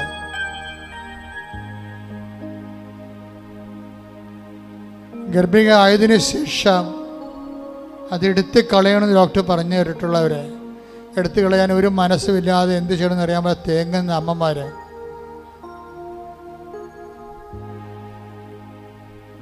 ഗുരുതരമായ തെറ്റുകളുടെ ജയിലിൽ കിടക്കുന്നവര്, അവരുടെ മാനസാന്തരം അവരെ വിടുവിക്കുകയാണെങ്കിൽ അത് സമാധാനത്തിന് വിശുദ്ധിയോടെ ജീവിക്കാനുള്ള കൃപയ്ക്ക് വേണ്ടി പ്രാർത്ഥിക്കുന്നു. കൃപാസനത്തിന് ചുറ്റും കലവരും മുഴുവനും എല്ലാ തിന്മകളുടെ ശക്തികളിൽ നിന്നും മോചിതരാകാൻ കർത്താവിൻ്റെ വിശുദ്ധമായ രക്തം തളിക്കപ്പെട്ടുകൊണ്ട് പൈശാചിക സ്വാധീനങ്ങളെ, നമ്മുടെ റോഡ് കവർ ചെയ്യുന്നവരെ, അങ്ങോട്ടും റോഡ് കവർ ചെയ്യുന്നവരെ, റോഡിൽ പോകുന്ന വാഹനങ്ങൾ സുരക്ഷിതവും സമാധാനം അപകടം ഉണ്ടാകാതിരിക്കാൻ വേണ്ടി ശ്രദ്ധിക്കട്ടെ. ഹല്ലേലൂയ, ഹല്ലേലൂയ, ഹല്ലേലൂയ, ഹല്ലേലൂയ. മുഴുവൻ മക്കൾക്കും സംരക്ഷണം നൽകണമെന്ന് പ്രാർത്ഥിക്കുന്നു. തിരുരക്ത സംരക്ഷണം. ജീവിതത്തിൽ പല പല നിർണായകമായ ഡേറ്റുകളുണ്ട്. അതെല്ലാം ജീവിതത്തെ ബാധിക്കുന്ന ഒരു സാക്ഷ്യവും ഒരു സാക്ഷ്യ അനുഭവമല്ല, ഒരു ജീവിതമാണെന്ന് പറഞ്ഞതുപോലെയാണ്. ഓരോ ഉടമ്പടിയും ഒരു ജീവിതമാണ്. അതിൽ പല കാര്യങ്ങൾ വെക്കും. ചിലപ്പോൾ ചെറിയ പറയും ചിട്ടി വീഴാൻ പറയും, കേൾക്കുന്നവർ ചിരിക്കും, പക്ഷെ അവർക്ക് ചിരി വരത്തില്ല, അവരുടെ ജീവിതമാണത്. ചെറിയ മക്കൾ പോസ്കോ കേസിൽ അകത്താണ് കിടക്കുന്നത്. ചെറിയ കേസ് പോലീസ് അന്വേഷിച്ചിരിക്കുന്നത്, ചിലർക്ക് ജാമ്യമില്ല. നമുക്ക് തെറ്റാണെന്ന് നമ്മൾ പറയണമെങ്കിൽ ആ കുടുംബത്തിന് വരുമാനം വേറെ മാർഗമില്ല. ആ മേഖലയിലെല്ലാം ദൈവിക ഇടപെടലുണ്ടാകണം, വിശുദ്ധി ഉണ്ടാകണം, ആ വ്യക്തികളെല്ലാം നവീകരിക്കപ്പെടണം, വിശുദ്ധീകരിക്കപ്പെടണം. അവർ പൊതുജീവിതത്തിലേക്ക് വരാൻ തന്നെയാണ് ദൈവം ആഗ്രഹിക്കുന്നത്. വിശുദ്ധിയോടെ അവരെല്ലാം സമർപ്പിച്ചുകൊണ്ട് ശ്രദ്ധിക്കട്ടെ. ഹല്ലേലൂയ, ഹല്ലേലൂയ, ഹല്ലേലൂയ, ഹല്ലേലൂയ. യേശുവേ നന്ദി. ഹല്ലേലൂയ, ഹല്ലേലൂയ, ഹല്ലേലൂയ, ഹല്ലേലൂയ, ഹല്ലേലൂയ. മൗനമായി പ്രാർത്ഥിക്കട്ടെ. ഈ ആഴ്ചയിൽ നടക്കുന്ന മുഴുവൻ യാത്രകൾ, കുറേ ഡേറ്റുകൾ നിങ്ങൾ ഇട്ടിട്ടുണ്ട്. ആ ഡേറ്റ് എല്ലാം പരിശുദ്ധ അമ്മയ്ക്ക് സമർപ്പിച്ച് ഈശോയ്ക്ക് സമർപ്പിക്കുന്ന സമയമാണ്. നിങ്ങൾക്ക് തന്നെ വേറെ ആൾക്കാർ ഡേറ്റ് ഇട്ട് തന്നിട്ടുണ്ട്. ഇൻ്റർവ്യൂവിൻ്റെ ഡേറ്റ്, വിസ പ്രോസസ്സിംഗ് ഡേറ്റ്, പരീക്ഷ റിസൾട്ടിൻ്റെ ഡേറ്റ്, പരീക്ഷയുടെ ഡേറ്റ്, ജപ്തി ഡേറ്റ്, ലേലത്തിൻ്റെ ഡേറ്റ്, എത്ര ഡേറ്റുകളാണ്. കുഞ്ഞുങ്ങളെ പരീക്ഷയിൽ എത്തിക്കുന്ന, കുഞ്ഞുങ്ങളെ പരീക്ഷയിൽ സ്കൂളിലാക്കുന്ന ഡേറ്റുകൾ, സ്കൂളിലെ പരീക്ഷകൾ എല്ലാം കുറേ ഡേറ്റുകളുണ്ട്. സമയത്തിൻ്റെ മാതാവാണ് കൃപാസന മാതാവ്. അമ്മയുടെ മധ്യസ്ഥത്തിന് നിങ്ങളുടെ തീയതികളെല്ലാം സമർപ്പിക്കുക. നിങ്ങൾ ഇട്ട ഡേറ്റുകളുണ്ട്. കാര്യം ആ ഡേറ്റിനുള്ളിൽ അത് നടന്നില്ലെങ്കിൽ പിന്നെ നടന്നിട്ട് കാര്യമില്ലാത്ത ദൈവഹിതമാണെങ്കിൽ അമ്മ അതിനകത്ത് ഇടപെട്ട് നടക്കാൻ സാധ്യതയില്ലെങ്കിൽ നടത്തുന്നതിന് വേണ്ടി നിങ്ങൾ സമർപ്പിച്ചുകൊണ്ട് ശ്രദ്ധിക്കട്ടെ. ഹല്ലേലൂയ, ഹല്ലേലൂയ, ഹല്ലേലൂയ, ഹല്ലേലൂയ. യേശുവേ നന്ദി. ഹല്ലേലൂയ, ഹല്ലേലൂയ. ഹല്ലേലൂയ, ഹല്ലേലൂയ. ഈശ്വരാധന. ഭവന പ്രാർത്ഥനയുടെ സമയമാണ്. നിങ്ങളുടെ സഞ്ചാരങ്ങളെ സമർപ്പിക്കാൻ പറയുന്നുണ്ട്. മനുഷ്യൻ മുഴുവനും സഞ്ചാരത്തിലാണ്. നാട്ടിൽ ജോലിക്ക് പോകുന്നവരുണ്ട്, നാട്ടിൽ വാഹനം ഉപയോഗിക്കുന്നവരുണ്ട്, വിദേശത്ത് പോകുന്നവരുണ്ട്, അവിടുന്ന് വരുന്നവരുണ്ട്, കേസിന് പോകുന്നവരുണ്ട്, അതുപോലെ തന്നെ ജോലിക്ക് പോകുന്നവരുണ്ട്, പഠിക്കാൻ പോകുന്നവരുണ്ട്, ഇന്ത്യയിൽ തന്നെ വ്യത്യസ്തമായ സംസ്ഥാനങ്ങളിലേക്ക് പോകുന്നവരുണ്ട്, വരുന്നവരുണ്ട്. നിങ്ങളെ ബന്ധപ്പെട്ടവർ, കൂടപ്പുറന്മാർ, അവരുടെ സഞ്ചാരങ്ങളെ, യാത്രകളെ സമർപ്പിച്ചുകൊണ്ട് പ്രാർത്ഥിക്കുക. മൗനമായി പ്രാർത്ഥിക്കുക. ശേഷം ആശീർവാദം.